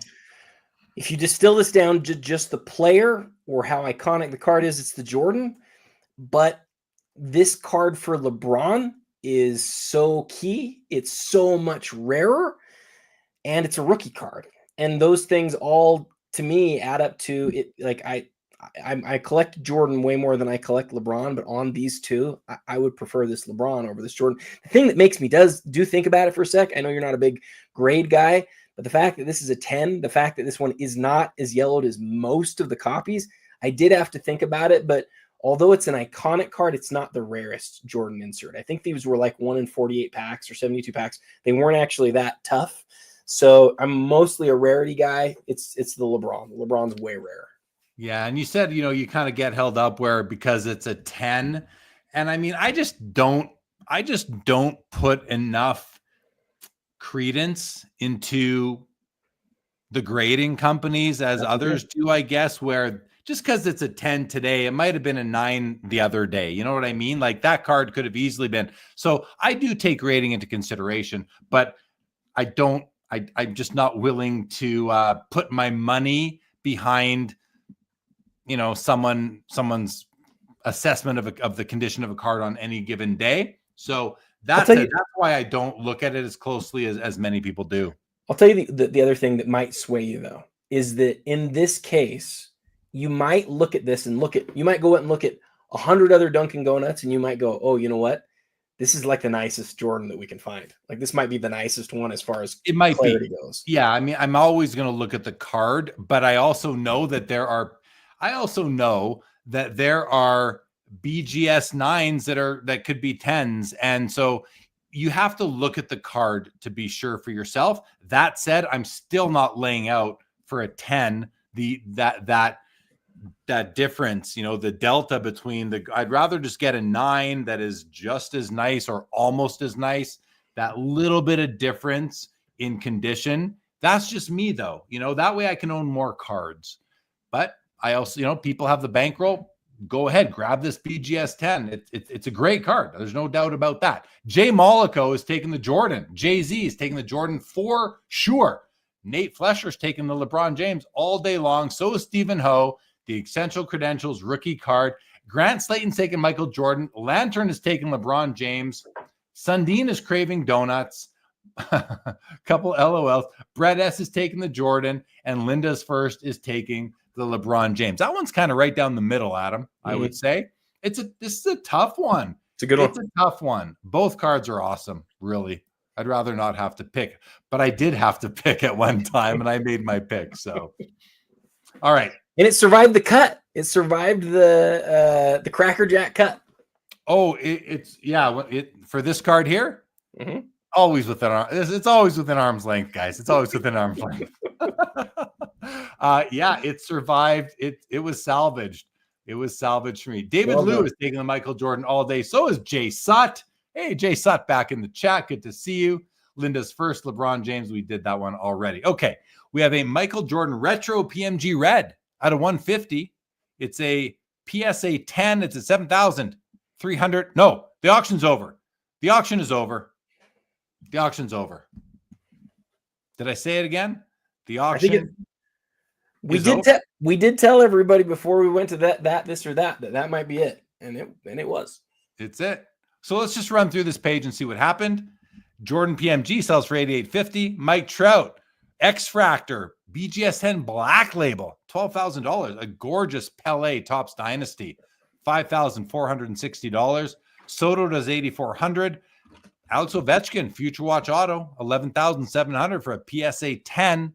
Connor McDavid, rookie year, emblems of endorsement out of 15, does $22,800. Connor McDavid, Ultimate Collection debut patch auto out of only 10 copies, $6,750. Look at the Topps Chrome Steph Curry out of $999, does $24,600 with the auto. A pair of Jordan rookie year cards, $40,800. Is that the whole set? Oh, that's the whole set. Never mind. That's the whole complete set with stickers, all in PSA 9s. Sells for $40,800. Yair won the Gretzky Exquisite Flashback. Congrats, Yair. Welcome back to. I can't believe it's your first time owning the card, but if it is, welcome back. Welcome to the club. I'm a member as well. Caitlin Clark, Panini Instant 101, $7,050. Tatis Jr., $8,400. And on. And LeBron James Exquisite Patch Auto, $11,850. Mookie Betts Mini Superfractor, $17,700. And so forth. Oh, $14,400 for a 67 Topps Mickey Mantle PSA 9. Herbert, Kobe getting some sales in there. Let's see what happened on page 7, Adam. We missed some cards. We didn't get through all the cards tonight. That usually doesn't happen as much. We usually get through them. Will Chamberlain, SGC 7, 9,900.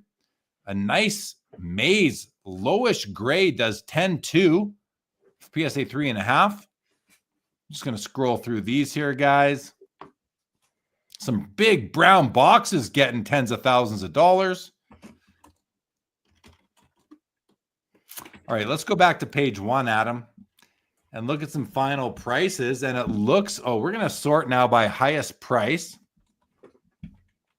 And the triple logo man wins out. I answered your poll today, Adam, and I picked the LeBron James RPA to sell for the most out of the cards you offered, but I was wrong. It was the triple logo man. Any thoughts on that? It's not that shocking, although I know people always think they know.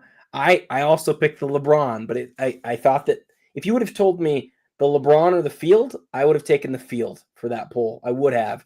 And so it's not shocking to me to see the triple logo man above it. It's not. Now, I see that A&W won the 2022 Bowman Chrome Superfractor Auto. Remind me who the player was. That's what I asked. Oh. I'm not sure. Oh, Julio Rodriguez. Oh. There it is. Julio Rodriguez. Wow. Congrats. Oh, Adam. Stephen Ho says, I am now a card bro with you. You got the better grade. I got a better patch. He bought the Kobe. The Kobe. Steven is making moves. Steven, that's a great card. I know. Such a good card for your collection, buddy. Congratulations, man. Yeah. Really happy. I'll bet that's what he's talking about. I'll bet. Yeah, I think you are. You are. And let's remember, Stephen Ho is currently 30,000 feet above sea level in an airplane. You know, he's above the Pacific or the Atlantic Ocean right now, probably, and he's buying cards. That is awesome, Stephen. Congratulations, man. Congratulations. All right, well, the LeBron RPA comes in at 312, Charizard at 264, Michael Jordan at 222, 216 for the champ ticket Brady. These were doing over $1 million when we used to do this show, Adam.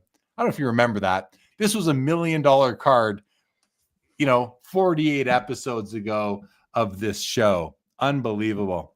204 for the Jordan PSA 10 rookie, 204 for the season ticket auto, 204 for the Steph Curry.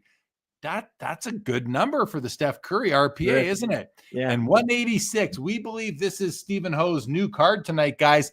The good thing for Stephen is that he doesn't have to cut a check for 186. He's got the money sitting at Fanatics already because he sold cards tonight as well. He's en route to Germany. Wi-Fi held up. Like I said, I don't know what ocean you're above, Stephen, when you fly from, the West Coast to Germany. You could be above the North Pole right now, for all we know, right? They might be going over the top right there. Amazing. Ali says that Gretzky Exquisite Flashback is the best ever, best player, best set. Congrats. That is I couldn't agree more. He's congratulating Yair on that purchase. Way to go. Mollico sold his for you sold your what for 1.3 million? My gosh, having 1.3 million in the account to buy cards. Well, it doesn't go that far here on Fanatics Premier, but it goes somewhere. What grade was that, Jay Mollico? Was it a 9 that sold for 1.3? We got 144 on the Mantle PSA 5. Here we have some of the NTRPAs, the Ant-Man, the SGA, 132 and 105 respectively.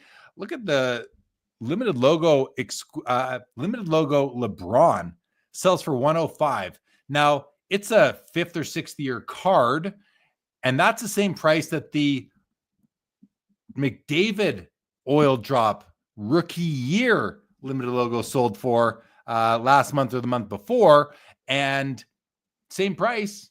It just shows basketball out punches hockey in the hobby.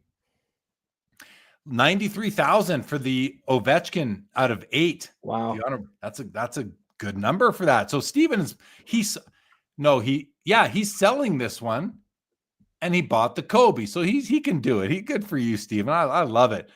Great cards right here. The Jackie does 84. The Dual Logo Man 84. The McGrady Logo Man does 87. Where's the Carter? Must be on the next page. Let's go look at the page 2. 66K on the Emmitt Smith PMG Green. The set of 17 Tiger Woods autos does $60,000. Vince Carter does $60,000. Another Mantle 57. Jordan 55. Kobe 55. Joe Montana, 48,000. That's pretty much where it sells every single month. We see that over and over again. The McGrady 101 Masterpieces, 45,600. I had so many people message me on that card to say, like, what do you think that one's like? I probably had 5 different people who were like, what do you think that's going to go for? I'm pretty surprised to see the Logo Man auto really kick its butt. Like it wasn't twice as much, but it was like 50% as much on that, or over again on that Logo Man auto.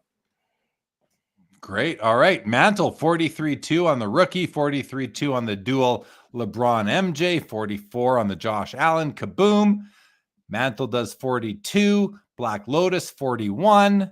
The set of PSA 9 Fleer 41, just under. Oh, there we go. Babe Ruth 36,000. 35.4 on the Gretzky Exquisite. Dual Logo Man here. Cade and Mobley does 36,000.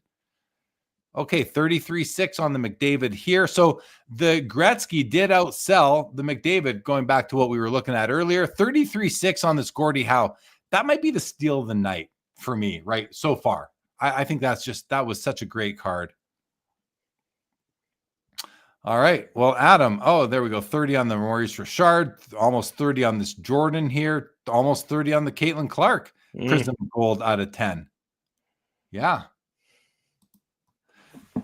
Okay, let's go to, are we good? We've seen what most of these sold for. The Gretzky 8.5, 26.4. Giannis Antetokounmpo, 26,100. Steph Curry, 24.6. Caleb Williams, 24.6. Griffey 101 does 24.3. 22.8 on the rookie year. McDavid emblems of endorsement. The Griffey jersey auto, first jersey auto, does 22.2.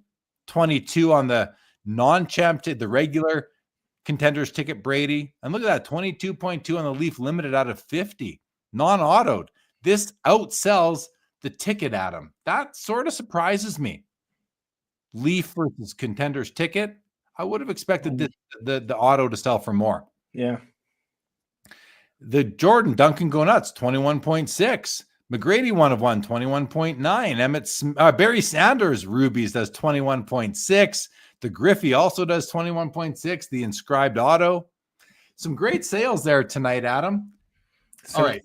I'd love to compare how many 6-figure sales we saw in this auction with the last couple of years. It would not shock me if it was the auction that had the most 6-figure sales since the pandemic.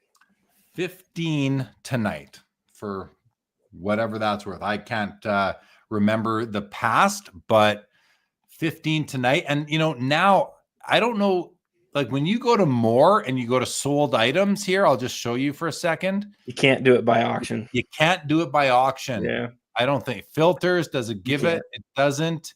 year. No, you cannot. We cannot find that out. Oh, we could. We just have to go watch our own episodes and we could find that out. Actually, it wouldn't be too hard. It would just take some time. Very nice. Stephen Ho from the airplane says, great coverage, Jeremy Adam. Always my favorite hobby content of the month. So much to learn and see. And this chat is fire. Awesome comments. Thank you, Stephen, for tuning in. And hello to all your fellow passengers. Adam, you want to do another this or that? I do. And then while you're pulling it up, I just want to say, Stephen's spot on the chat tonight. The chat tonight was phenomenal. It was absolutely awesome. It always is. I know. Nothing against what Steven said, but it always is. It always is. But tonight was particularly awesome, I thought. Now, this is funny. We talked about this exact this or that earlier, but more naturally. And I didn't even remember that I had made this one. So I think I said, I'm not sure which way I go on this one. This one's tough though, guys. Two of the 1998 Rubies, the two goats of football, non-quarterback, Jerry Rice on wide receiver, Barry Sanders on running back. You can only pick one. You have the money to buy it. Which one are you buying? Which one do you like better? Let's start with the chat. Let's see if we have any. Okay, we have a couple answers so far. They're both going Barry Sanders from Lantern, and Mollico are both going Barry Sanders. Let's see some more answers from you guys out there if you don't mind. Which one do you like better? Adam, what about you? I'm really even on this. I could go either direction. I think that Barry's become more culturally significant, and he just continues to be more culturally significant, which is really interesting. But Jerry Rice just has so many records, right? Like he's just so widely regarded as the greatest of all time at that position. And so, growing up where I lived, it was always like a Cowboys versus Niners thing. So I'm going to go with Rice here. Yeah. So as you're talking, again, I have to think about another card in my collection that I would pair it with, which is the Ken Griffey Jr., which is more similar to the Barry Sanders in that it's blue. He's wearing blue. You got that color match with the background. But then someone called out the color match for the Jerry Rice with the foil accents, the name, the team, the logo. So these are both color matches in my mind. One matches the foil, one matches the stock, the background. I have the Ken Griffey Jr. It's the blue. I think that might be the difference for me because I could go either way on Rice or Sanders. I think I'm going to go Jerry Rice. So I have a difference in the colors. Now, consider this, guys, a little insight in preparing for this. When I make these graphics, I always pull two cards up, and you notice on the right, there's a red background, and on the left, there's a blue background. I always try and mix up the color. So this is deliberate that you've got blue uniform Barry Sanders on the red background where you have red uniform Jerry Rice against that light blue background. So I would probably pick up the Jerry Rice because it would add the red to my all blue Ken Griffey Jr. It is also higher graded. As long as I agree with the grading, that would be important to me as well on the condition. And they're both, you can't go wrong with either of these guys, except Jerry Rice has Super Bowls. Barry Sanders doesn't. That comes into play for me. I could go either way, but I'm going to lean towards Jerry Rice myself. Let's see. Linda's first is going Jerry Rice as well. Yair makes a very nice comment. Easily the best auction watch party show, courtesy of two of the best in the space. Thank you, Yair. Yeah, thank you so much. Thanks, Brett S says, great action picks on both of those. He's going Barry Sanders. Stephen Ho is going Jerry Rice, color match, Ruby, and Niners red. Yeah. Andrew is taking the Rice color match. Sundin says, Rice is great when you're hungry and you want 2,000 of something. Yes, it is. Mr. Wiggles is taking Jerry Rice as per earlier. So is William Nose taking the Rice. Thorson says, Randy Moss is better than Rice. That wasn't the question, Thorson. That wasn't the question, buddy. Mr. Wiggles says, well, then again, we did say GOAT, and I'm going Jerry Rice all day long on wide receiver. But Thorson is from Minnesota, so that would explain his comment right there. Mr. Wiggles says, you say all he has to do is catch the ball. I think it has more skill and more variables involved than a running back. I'm saying what I said earlier has to do with the physical demand on you. You're not going to, I mean, wide receivers get tackled, but like running backs that get, 6 players piled on top of them. So I'm going to stand by what I said before, but I hear what you're saying still. Hear what you're saying.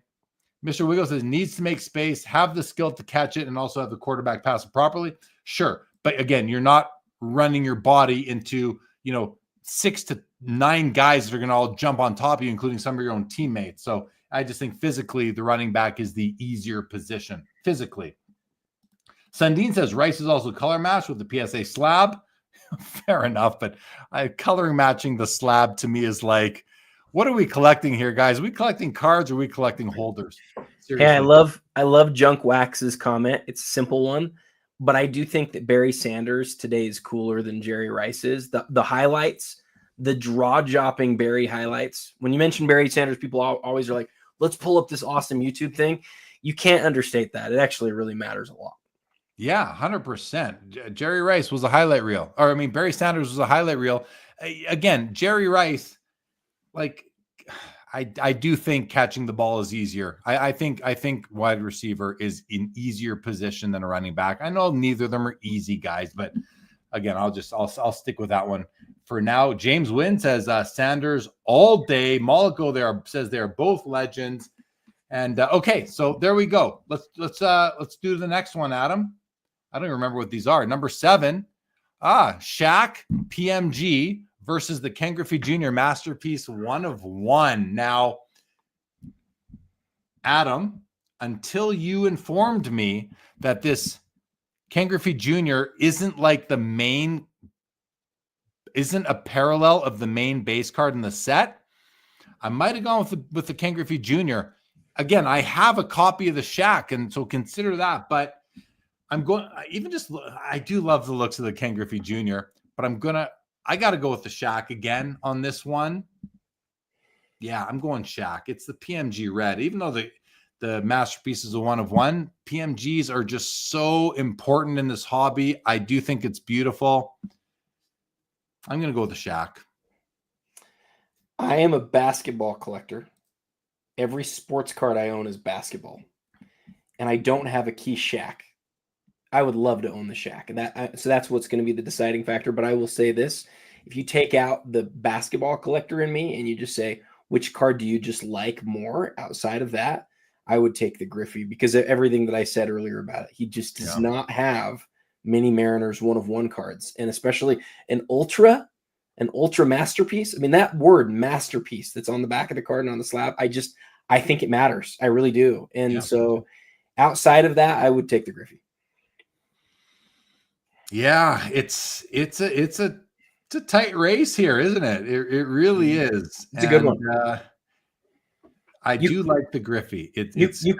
You crushed these again, dude. You did a great job on these. I do like them. As I look at the Griffey more and more, it does grow on me more and more. I like the purple. I like that purple foil at the top there where it says season, whatever that says, season something. I like both these cards, obviously. I still think I think if I'm only able to add one. See, here's the thing, though, Adam. When I buy a card for my collection, I'm really getting into this part of my collecting life where I don't want a card that is the only one of it in my collection. I love pairing cards. Just like I don't lead a singular life. I have a partner. I have friends. I like that. I like pairing things together. And I like pairing my cards together. So I do have 2 red PMGs in my collection from the 90s. I have the Jerry Rice red PMG as well, paired with the Shaq.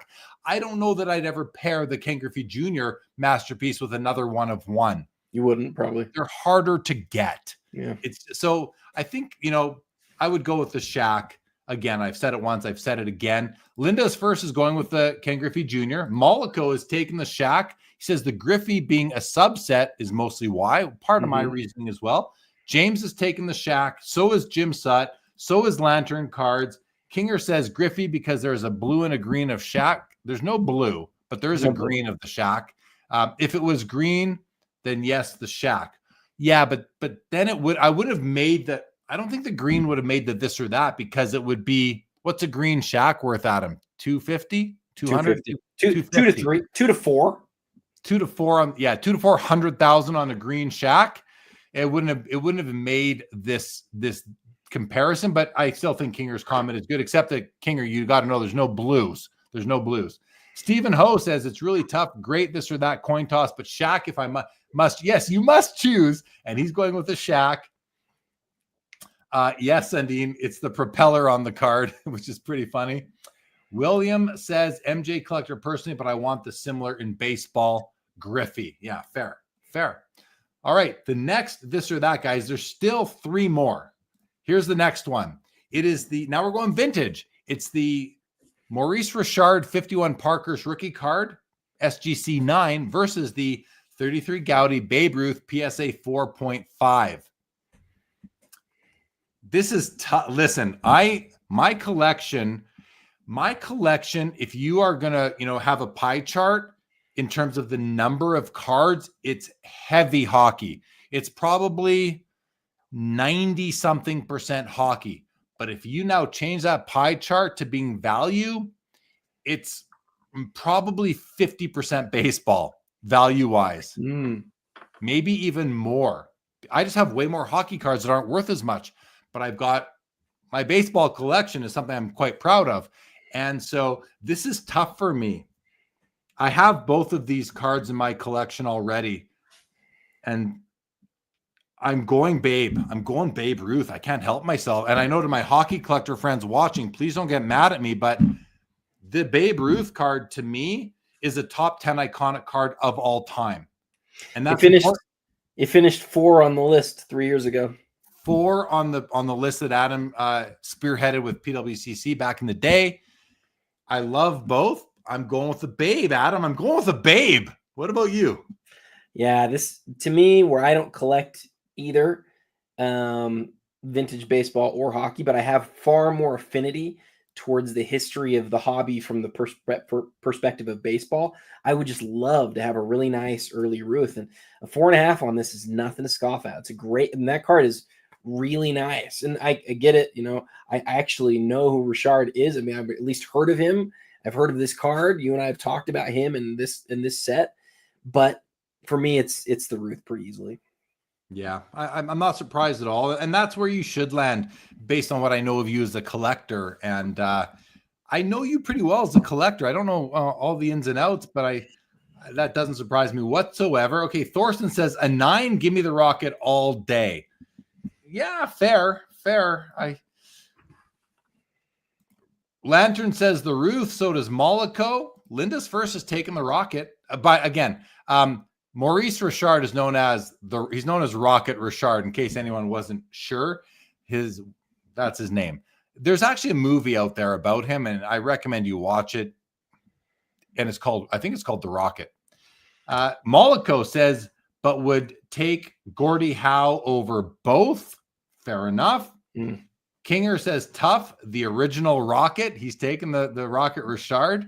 He says that yellow on the Babe is crazy. It's a beautiful. The Babe Ruth is beautiful. It's off-centered, which does bother me a bit, whereas the Rocket is really well-centered, if not perfect.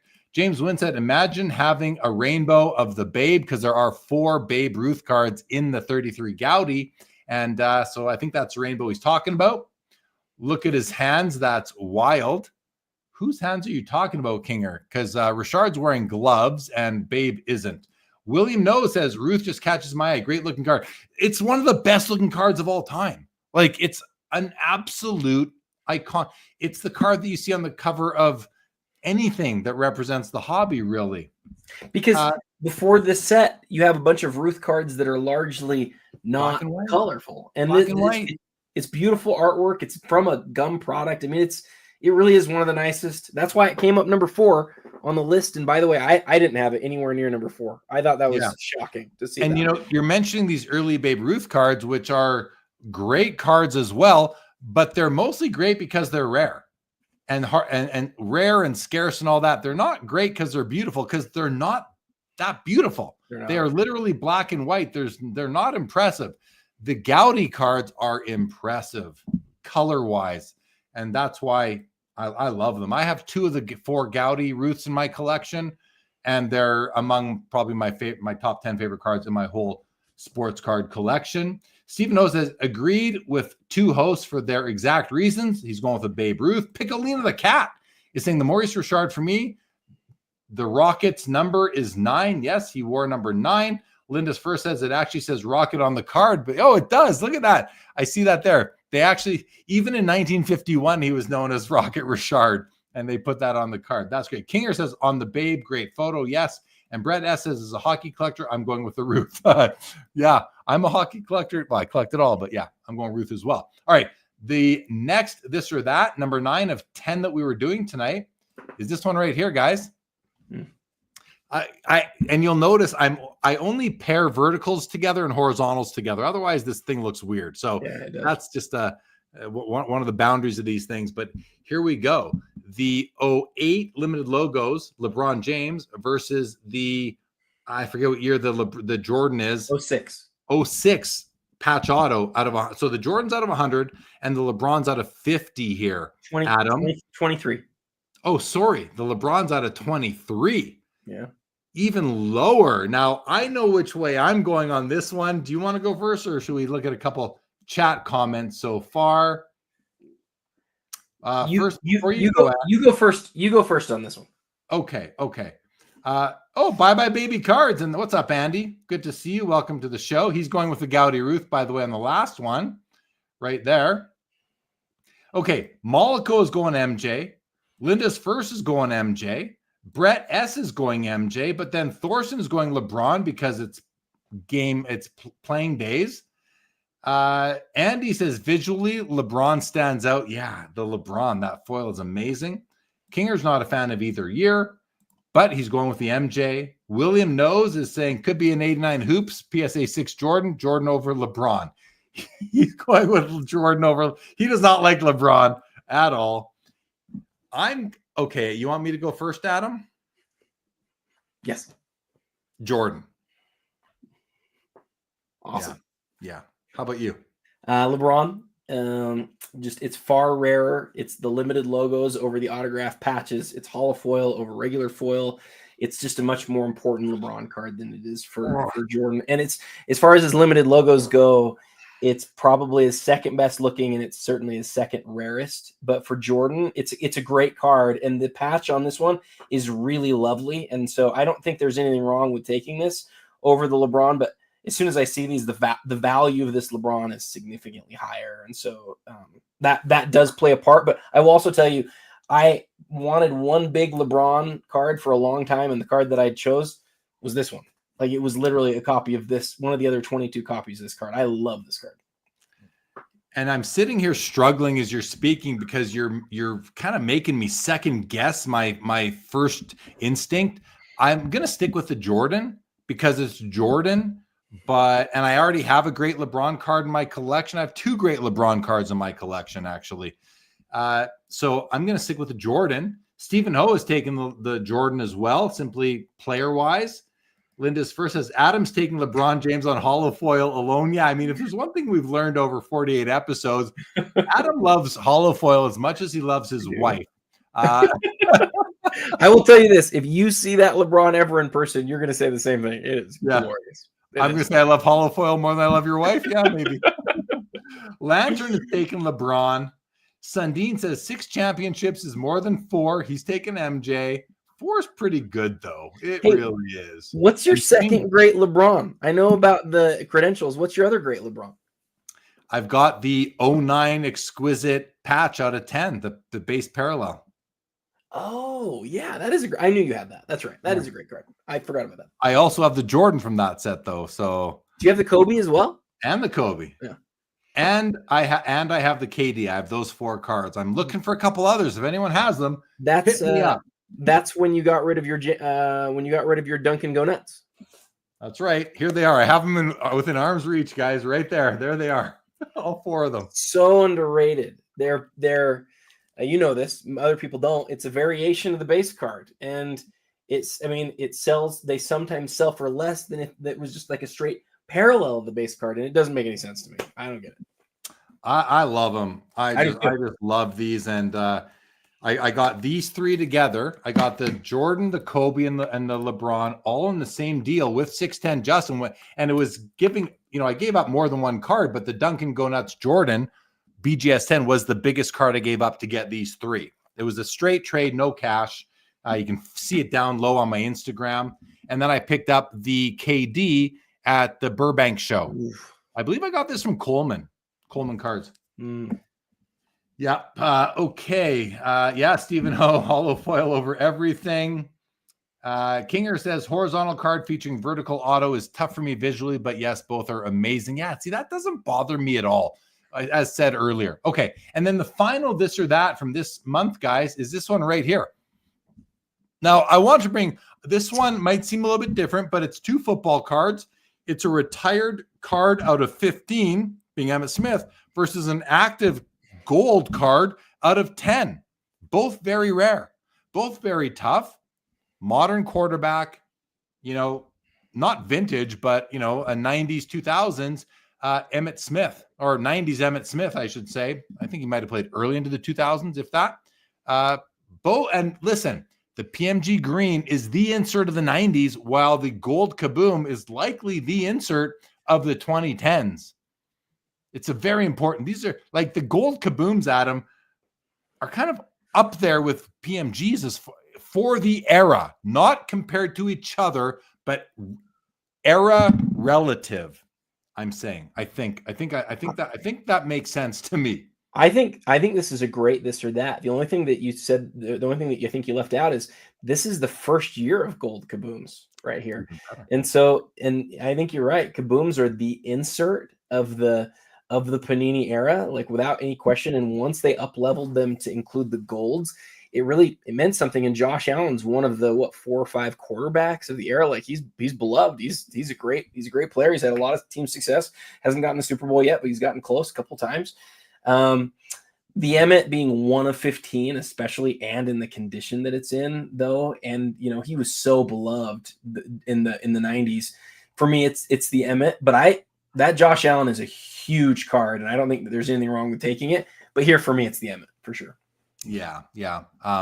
For me, it's the Emmitt as well. It's not even it's a real easy choice. I wanted to see if anyone would take the modern insert versus let me rephrase, the ultra modern insert versus the semi-modern 97 PMG. Now, for me,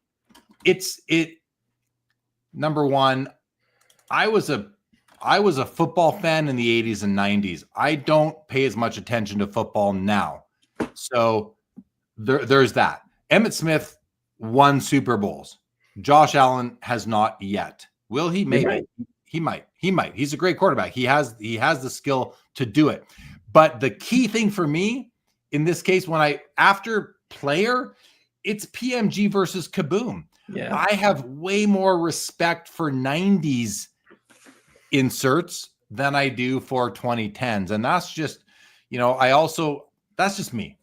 But in 20 years from now, that respect for the gold Kaboom could catch up in my mind to the PMG. And I'm happy if that happens. I'm not there yet, but it might happen down the road for me, in which case I might end by then. If Josh Allen has a couple of Super Bowls, I might end, the gold is beautiful. I might go with the gold. It's also rarer. It's also a rookie year card. And like you say, it's probably the greatest insert of this era versus the greatest parallel of the 90s. And that's really interesting. It's really interesting to put them next to each other like that. I really like it. I like the comparison. For reference, the Emmitt sold for 66, and the Josh Allen sold for 44.4. So Emmitt sold for 20 grand more or whatever. But would it be shocking if in 20 years that this was not the case? I think that will largely depend on how people think about the brand and how good Josh Allen ends up being. Because remember, Emmitt won how many Super Bowls? He was beloved, man. He was absolutely beloved. Both big numbers on these cards, but let's see what the chat says. So Mollico comes in first, and he says he's taking the Emmitt Smith. Brett S. is taking the Josh Allen. Hockey Man is saying PMG all day, not a fan of the Kabooms. That's fair. James Wynn is taking the Kaboom. He's taking the Josh Allen. So is Mike Double V. He's taking the Josh Allen. Kinger says First Kaboom, but that may be the nicest 8 I have ever seen on the Emmett Smith. Linda's first says Emmett, though I like that Kaboom and would probably take it if Allen had gotten by Mahomes just once. I think that makes sense to me. Andy, Bye Baby Cards, is taking the Emmett Smith all day long. Stephen O is taking the Emmett Smith PMG Green, not feeling the Kabooms. That's fair. Lantern is taking the Emmett. And that's it. That's what we got out of the chat on our 10th and final This or That here on the May 2025 Fanatics Collect Premier Auction Watch Party here on Sports Cards Live, featuring Adam Gray, the real 27 guy. Thorson does say, I'll take the Josh Allen and sell it to some meathead rich football repacker at the National. Okay. Well, there we have it, guys. Those are the This or That's for this episode. These are the top selling cards on the Fanatics Collect Premier Auction. We still have over 140 people with us tonight, right now, across all platforms. So thank you, everybody, for sticking with us here. 3 hours and 15 minutes into the show, Adam, but we're going to wrap this up. Any final comments, thoughts from you?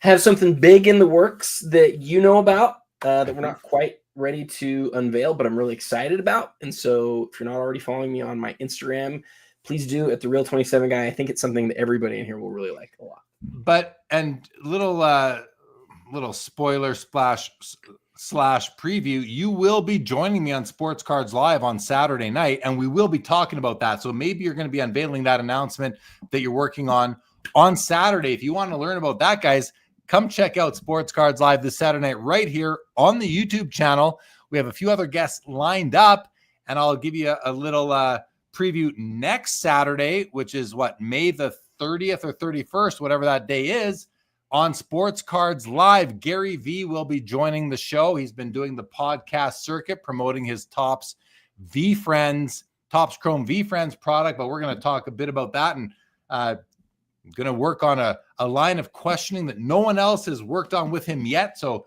join us for that as well. Linda's first says loves This or That with Jeremy and Adam. I'm glad you do. Linda's first son, Michael, thank you for joining us. Appreciate the comment right there as well. Thank you, Brett S. from Down Under. Says brilliant work once again to us in the chat. Thank you, Brett. Always good seeing you here in the chat with us. So there we go, guys. We're going to wrap it up. Chat, thank you all so much for being a part of the show. You are the third man / woman on the show with us tonight. Thank you to Adam. This is our 4-year anniversary of doing this show. My goodness, can't even believe it as well.